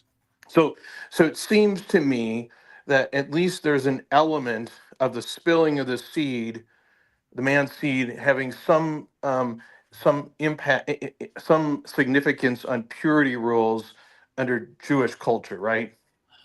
Yeah, but Okay. I think immediately saying in response to if you're going anywhere with that the interesting thing is that early church fathers who could thankfully still, read the original text in their original language, which that's always, that's something we can't, but someone like Jerome, he could read the Hebrew and or he had someone to translate Hebrew and all that, so he had the direct languages. To those church fathers, it was very self-evident that Onan's sin was still an example of what was sinful to Christians under the New Covenant. So that isn't some later Puritan invention or a medieval invention. It's something that basically that the church fathers agreed on, and that even they could largely agree on with Talmudic Jews. So that onanism was a sin, regardless of purity laws. That was very clear. And another reason why that would be obvious is because Onan lived before the Mosaic laws. So I should again mention that Onan can't really be connected to most purity laws, because not only did he live before the first temple was created and before King David, he lived before Moses and all of the Mosaic laws. Onan lived in the days that if you married your half sister, that probably was a sin and not really desirable, but it was something that God would condone. Incidentally, not incest between parents and children. Incest between parents and children was always a perversity, as we see with Lot's daughters raping him. That was something horrible that happened to Lot, and that's not treated as normal. But Abraham being married to his half sister does not detract from his righteousness and does not make him or his half sister perverted the way it made Lot's daughters. However, this would be explicitly prohibited under the Mosaic law. If you did what Abraham did, you would be severely punished under the Mosaic law. So Onan did not live under that Mosaic law. He lived before that, he lived under, in that sense, looser, the more primitive, more tolerant towards barbarian standards of the time of Abraham. And so in the times of Abraham, so half-sibling incest would be tolerated, but so parent-child incest, no, that was too contrary to natural law. Sodomy would be punished. It would get 5 cities destroyed. And so while you could have concubines and in that sense live semi-polygamously, it seems that wasting your seed might not warrant execution totally by itself, but it was more severe than, having a concubine and then having natural children with her, or then even being married to her half sister. So make of that what you will, but you can't fully connect Onan to purity laws that he wasn't aware of. Have there been church fathers who have likened the act of Onan to murder? Have they described it as murder? It could be. I would have to check it. I know Jerome didn't when he specifically condemned it. I don't think Epiphanius of Salamis either. I do believe that there were those who basically, in a way, likened spilling the seed or masturbation to murder itself. And if you're going to make the point that that obviously had to do with wrongful understandings of seed and procreation, that definitely filters into some church fathers and what they say. But it should be noted that some others who call wasting seed or contraception in general, like say murder before conception, because John Chrysostom called it that, so he clearly was aware of conception and that it isn't just a seed magically developing in the womb. Why did they think it was murder? Yes, I was getting to that. So those who actually thought it was murder, I was getting to the fact that it's a limited number of church fathers who said things like that. And some of them who said it like that clearly did not literally think it was murder, like John Chrysostom. They used it just as a term of how much disrespect it was for human life because of disrespect for future life and the things that create it. But so of the few church fathers that could arguably be to be argued to have said such things, the interesting thing is that one, they weren't generally amongst the earliest church fathers. So I should note that if you want to argue that early church fathers' teachings were polluted or were fringe in this regard, early church fathers' teachings, they were just generally against, intentionally non-procreative acts, against masturbation, whether in marriage, outside of marriage, single or gay or lesbian, whatever. So early church fathers, they were just rather consistently anti-lust, defined in that sense. And later, there are certain church fathers who then also will say things about wasting seed being murder. And why would they think that? Obviously, because of silly Aristotelian notions about medicine that we've rightly done away with. Correct, right? But some of and you don't think it's significant that those that ascribe to the Aristotelian notion of the human sperm being a more or less a tiny human that simply needed to grow, you don't think though, because let me step back a second. We both agree that the church says that in vitro fertilization is sinful, or at least one of the reasons to be sinful is it results in the termination of a new human life, right? Conceptions occurred, right? Yes, but the church also and hold on. And we also agree that there are to the extent that contraception devices don't stop conception but result in conception but not implantation are commonly referred to as abortifacient, correct? Yes. Because now you have even though it's, let's say, two cells or combined, I don't know what the technical now, but you have basically the tiniest of a new human life is a new person that makes that different or worse than an act that prevents the life from coming into being in the first place, right? Yes. So why not? So how can we conclude that those that had the Aristotelian view that more or less spilling of the seed was akin to throwing embryos in the trash? How could we be confident that the belief that is in fact murder didn't influence their views on things like spilling the seed? I'm so grateful that you ask, and I'm glad that I'm getting this chance. So I can respond to this on a variety of levels. So I should quickly add that the church also condemns artificial insemination when it does not involve any unused embryos being thrown away or discarded. The church condemns artificial insemination, period. So it's also there condemns separating procreation from unity as opposed to unity from procreation. But it doesn't call that murder, right? It doesn't refer to that part of it being murder. Murder is when you destroy a conceived life. And if your point is indeed that basically that those influenced by the Aristotelian view, they on the one hand would sometimes call it murder, but at the same time they in a sense view it as murder of a potential life, because most of those adhering to the Aristotelian view believed in the late installment, and so believed that only when the fetus became animated, it was murder in the full sense, and as such they would be less harsh on early abortion, even while still condemning it. I should add to this that clearly this was not key.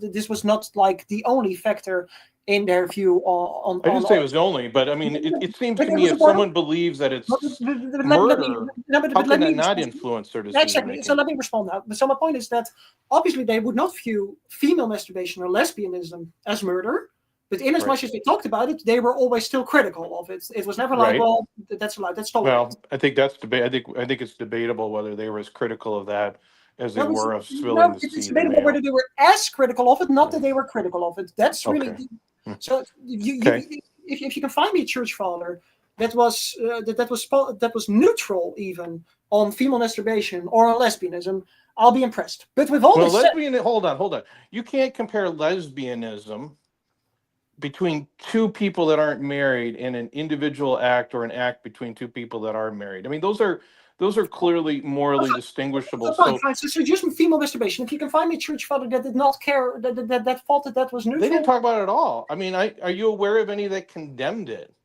I think there were a few, but it indeed was talked about rarely because few were aware of it. In a certain context, the few were aware of it existing. If you lived in ancient Egypt, you'd be aware of it. There it was openly talked about. I mean, Cleopatra talked about her collection of dildos and how she used snakes and bees to pleasure herself, which I don't even think that technically counts as bestiality because there's like no penetration either way, but it's like, well, whatever. Now I feel silly for having brought it up. She also talked about her dildos. Point is, Egyptians would know, but basically women doing anything by themselves, basically the idea women getting joy, without phallic stuff, you're gonna find quite a few people who are like, wait, that exists. So that's why it was talked about less. But in as much as it was talked about, it was always negative. But now with all that said, the real important thing here is that I was totally prepared, and that's what I was getting to. While I wanted to give some context to the Aristotelians and explain how they would still view acts that they didn't view as murder or as wasting seed, but as sexual acts that were non-procreative, they would still view them as sinful. While I wanted to clarify that on their behalf, I now want to completely throw those Aristotelian church fathers under the bus, because the wonderful thing is that there were very few of them before the year 400 and before Augustine, because before Augustine and before the year 400, you'll not find any church father that believes in delayed installment and in that Aristotelian notion. And so you'll find church fathers who believe in life starting at conception in accordance with Pythagoras. And you'll find them not really talking about the wasting of seeds as murder as such. I mean, maybe you can find me one during that period, maybe. But even Clement of Alexandria, who spoke of the wasting of seeds as doing injury to nature and all that, he did not call it murder. He just talked about its extremely important role in the propagation of the species given by God. And as such, it was not to be vainly ejaculated, not to be wasted, all that. The same rhetoric you would find against masturbation now. But the thing is, Clement of Alexandria, Origen, Irenaeus of Lyon, Justin Martyr, Cyprian, Tertullian, the Epistle of Barnabas, and none of them were Aristotelian. That's the important thing. And as much as there were certain early church fathers who were philosophers, they tended to be Middle Platonists. That's actually funny. If you look up the Wikipedia, like glossary on Middle Platonists, you'll find several church fathers listed amongst them. So you can have been an official Middle Platonist and a Catholic church father, even a saint. But so till the year 400, there was no real Aristotelianism, no delayed installment schema. There was no caring about the wasting of seed as being a form of murder. What it was then cared about was that it was wasting sexuality that was intended for procreation, that it was not focusing on procreation, but on pleasure solely for its own sake. And so that's the tradition of the first 400 years. So if you then want to make the point that that in a way got infected with or polluted with Aristotelianism, and that you then got a whole bunch of medieval things and all that never really became doctrine, but that were influential in the church and that the church rightfully did away with, that can all be argued. But the point is, that doesn't lead us to say that certain masturbatory acts are acceptable. It just leads us back to the first 400 years or even the first 200 years. And then you still get no oral sex, no wasting your seed, none of that. So without well, there was also you mentioned the. I think this is correct that it used to be believed that that ejaculation, whether in an act of intercourse or not, was sort of spent some of the man. I don't. There's different terms for it, but like wasted his energy, wasted his lifeblood, et cetera, et cetera. Is that more or less true? No, it depends on the church father. You might find one or two saying it, but you might find it on occasion. But in many cases, it was just viewed as wasting something that was valuable to sexuality and to procreation. And you could find some people not necessarily just describe it as wasting blood, but more just wasting energy, which obviously technically is true. I mean, that's why you have to joke about men falling asleep afterwards. The question is just how important you find that. Well, I mean, they didn't understand human biology, and in fact, no one really understood how human conception or fertilization takes place. I think until the late 1800s. But moreover, you would agree that in the past there was these. I'm trying to think the right word used, but these ideas that there was some.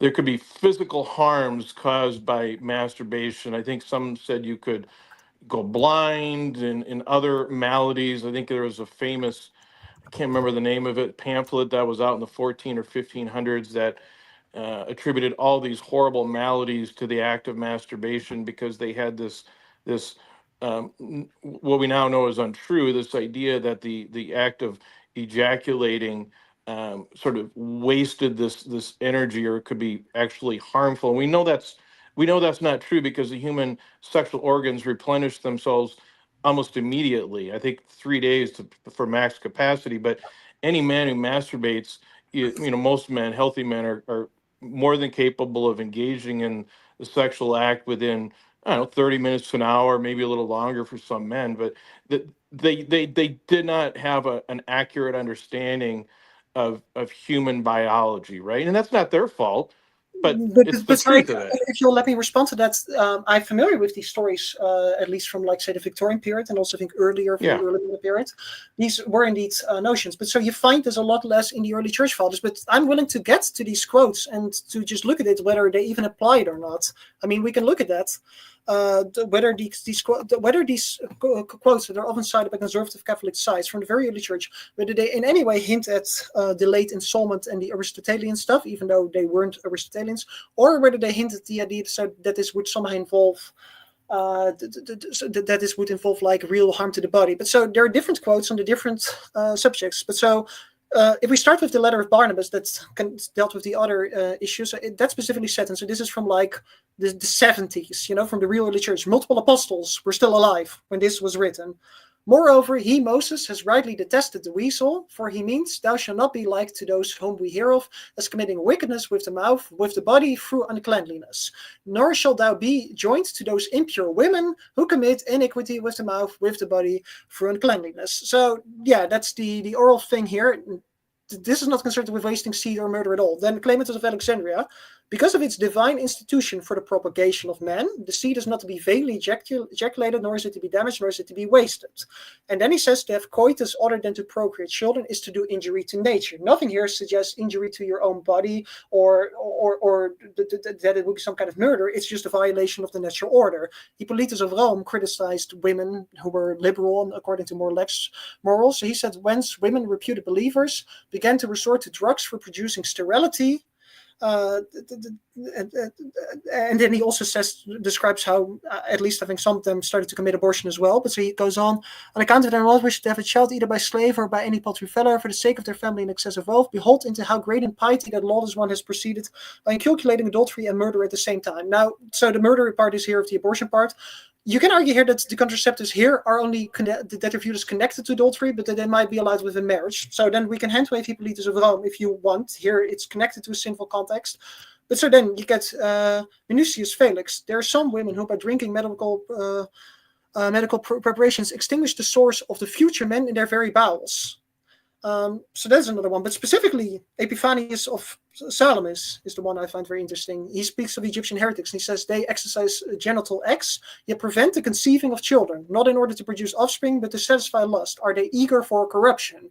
So this of Epiphanius, that of Barnabas, and that of Clement of Alexandria, none of them connected to either murder, to damage of the body, or even to other forms of adultery. It's just here the genital acts. But Clement of Alexandria, I think, and I apologize, I think he said it's wasting of the seed, right? I mean, it's wasting it, right? Yeah, it's wasting it because you don't use it the way it's supposed to be used. Yeah, I mean, there's. Okay, how is this supposed to? I mean, here this is the problem. There actually isn't a wasting of the seed, and in fact, if you go long enough, your body will, quote unquote, waste it itself. So this, I do think they hold on. I do think they had a fundamental misunderstanding of the seed, and I believe they actually thought there was a finite supply of it. So if there's only a certain supply of it, then I can see how they might think it was wasting it. But literally, there's an endless supply of it. So how does that not matter? How do we just say, well, that doesn't matter? If you let me respond to that. So first of all, the idea that they thought that there was a limit to it, you would have to find it for the specific church fathers. From what I know, that wasn't a universal or even necessarily very common notion. But so first you would have to back that up. But that aside, even things that are unlimited, you can still waste, or things that are practically unlimited. I mean, and I'll get into some other aspects as well. But first of all, you should know that even if you live in a country of abundance, to take one bite of a nice muffin and to then be like, "Ma, I'm full," to just throw the rest in the trash, it's just wasteful behavior. And it's actually something that most philosophers and most saints would just disapprove of as just being immoral behavior. Whether there are like 5 million other cupcakes or not, the cupcake by itself is valuable and you don't waste it. You can waste things of which you have more. And a lot of people do that. That's what a lot of celebrities and rich people, unfortunately, do. It's a sign of decadence. So you can waste things even if they're basically have a near endless supply. If I trim my nails and cut my hair, am I wasting tissue that my body naturally creates? And well, there you make an interesting question, because there we obviously get into the question of what is natural, and there's some Aristotelian definitions have been useful in understanding natural law. What is indeed physics. So obviously we understand man as a rational and as a social animal, and so men are not supposed to act exactly like animals. We're supposed to understand their instincts, but at the same time we have the reason to surpass them. The question is, why do you trim your nails and cut your hair? Do you do it because you want to hold on. Let's ask about wasting, okay? So right now, as you and I sit here today, our bodies are producing sperm, fingernails, and hair. All those things are naturally occurring, whether we think about it or not. Is it wasting in the sense that you're using it for sperm, that I trim my hair and cut my nails? Is that, in the technical sense of the word, wasting those things that my body is producing? Well, first of all, because they're external to you, that's already more complicated, because that's where I wanted to get to, because that's something you brought up. While it is true that you'll obviously naturally have wet dreams, and they were clearly aware of that, people who live very chastely and have that mindset will generally, in a sense, ejaculate less than people who live sexually active. It's really not as if your body releases as much sperm, even if you're living completely abstinent. So let's not pretend as though that's the case. And so it's releasing less sperm means that the stuff that your body uses to replenish sperm supply and all that goes to different things. This is also related to stories about celibate people being more sensitive, sometimes even more creative and intelligent, and so on. And while some of these are exaggerated, there's definitely some truth to it. So you do actually lose some energy and some focus on sex, like with very other intense pleasurable things. It's even like how if you get a lot of endorphins from gambling at a casino, this will suck up your attention and your energy, and you'll be a less good artist or inventor or stuff like that. So there is, but so the question is, you cannot obviously waste something unintentionally, but also you can, in a sense, waste certain things intentionally without it being illicit. A good example being bloodletting. People who engaged in bloodletting in the olden days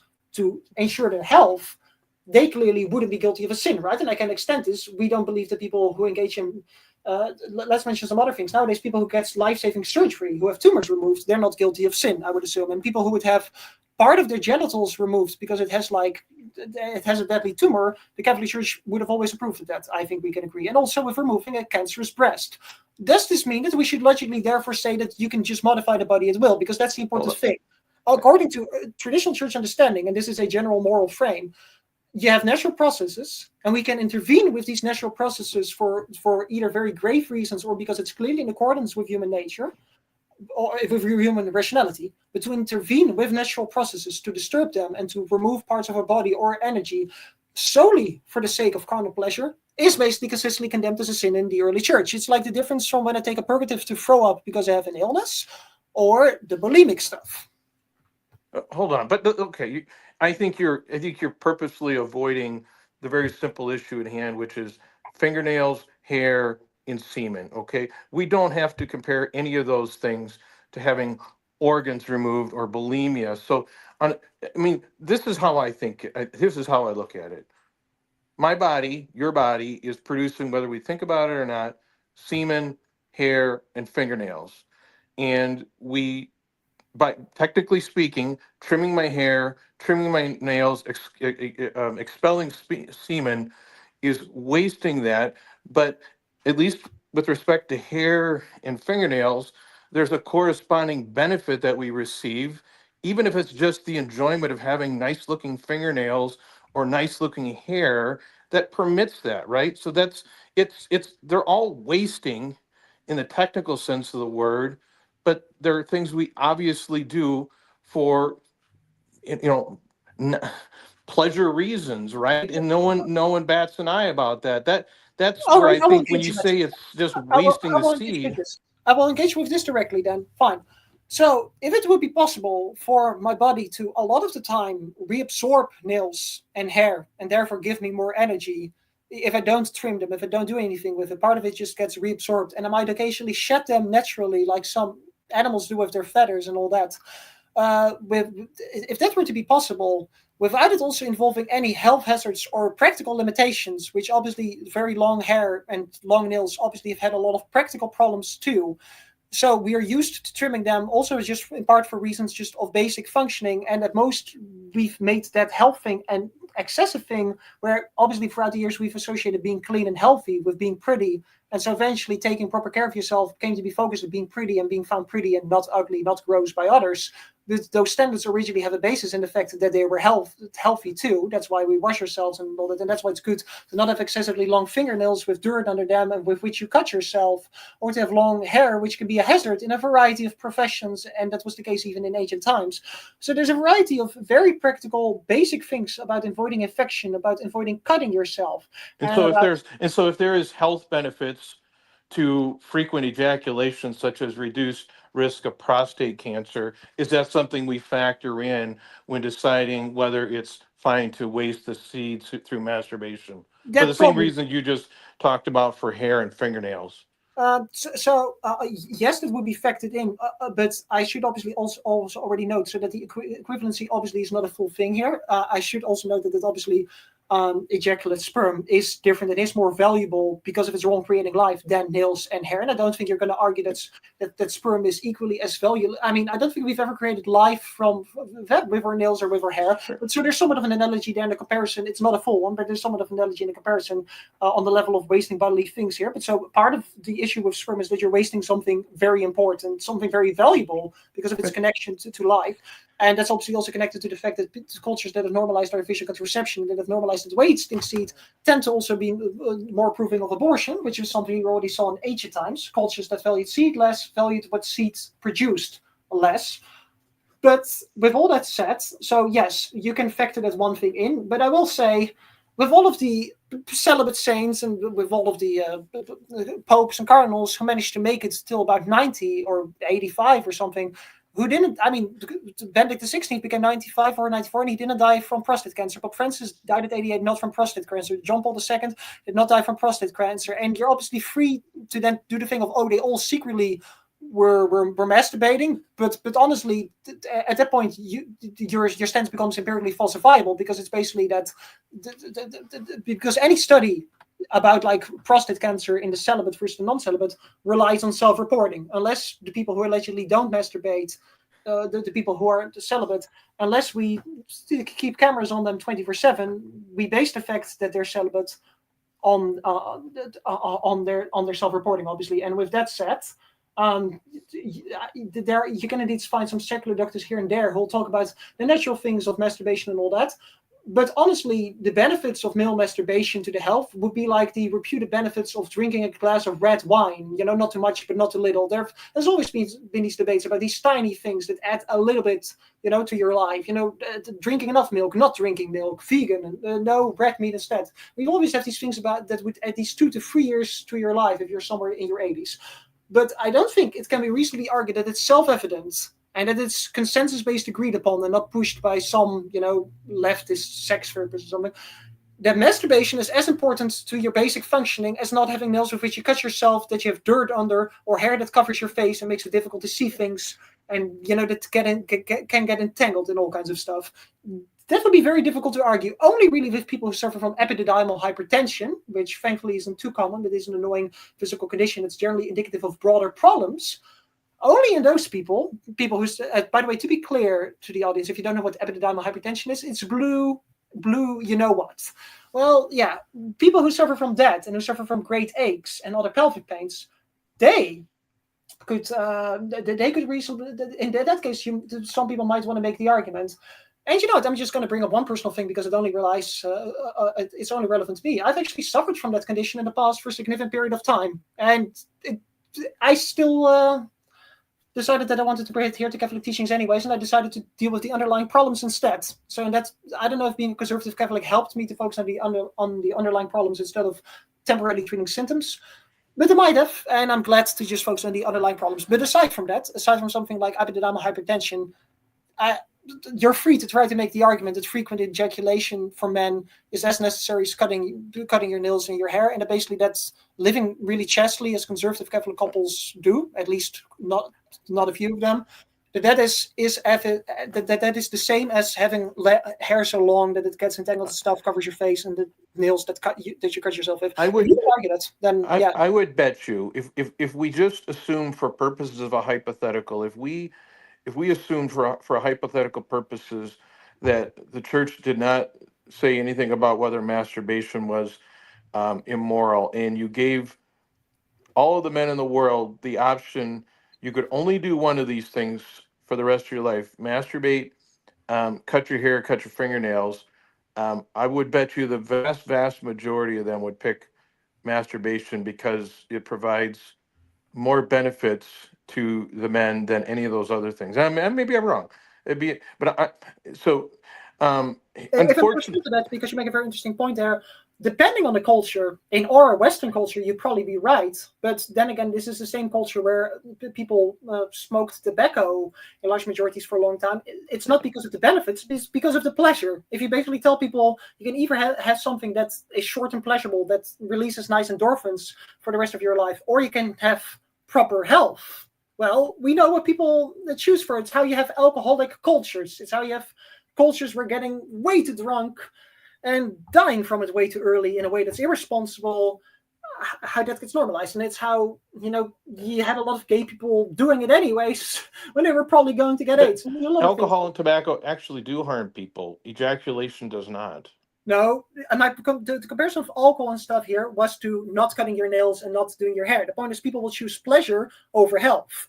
And basically, if you were to embrace masturbation at the expense of doing your hair and your nails, you would be choosing pleasure over health. If you had to choose between these three things and you choose masturbation, you choose to forego health for the sake of pleasure. That is what people will be doing. And I agree with you that in at least our culture, most people probably will choose masturbation over taking proper care of themselves. That's true. If you ask me, like if you told me that it would be allowed, that it would be like certain moderate subsects of Buddhism. I should note that most forms of Buddhism have traditionally condemned both anal and oral sex, and quite a few, I think, have also condemned masturbation, but there were some who were more moderate on that, but still not on anal or oral sex. But even then, if, say, you told me that was the true religion, and you proved it to me somehow, that's a ridiculous hypothetical because Catholicism is true, but if you convinced me of that, and then told me, so now you can masturbate, but then you have to stop doing your nails and your hair. So you'll constantly have these way too long nails with which you cut yourself and you get dirt under them and all that. You'll basically be some kind of hobo, but you'll get to masturbate, or no masturbation, but you'll be a healthy, civilized person. Well, I know what I'll choose. That's easy to me. I think you're unique. I think you're a unique person. I think you would find that most people don't view things quite the way that you do. That's not a criticism. I think but if your point is that most people will value short-term pleasure over health when it comes down to it, that most people in some ways need guidance in order to, as such, be truly healthy and mature, that most people in some ways kind of keep childish tendencies to favor constant candy over healthy food and try to live those out, in circumstances that permit it, so that most people are just more high-functioning kids, and that's why we need to the number of people who masturbate is exponentially higher than those that smoke. I'm convinced of that. But hold on. Here, I apologize. I have to run. Unfortunately, I didn't anticipate this conversation to go so fast. But I would like an opportunity to continue this at a later date if you're open to it, because I've really enjoyed this conversation. Sure, that would be fine with me. And Okay. all the best to all of our listeners. Yeah, so because I'm sitting in a different part of my building to avoid feedback with the computer that went glitchy, I'm going to go ahead and I'm going to put this down. I'm going to go and there'll be a slight delay while I go and hopefully end the stream. But I've very much enjoyed this, and I'll message you after we're done. And I think we should pick this conversation up, and I'll guarantee you I won't have computer issues the next time, okay? All right, sounds good. It was at least philosophically and historically interesting, and all the best to our viewers and to you. And have a very nice week. Thank you, sir. Thank you, everyone, for listening. And until next time, everyone, have a good one.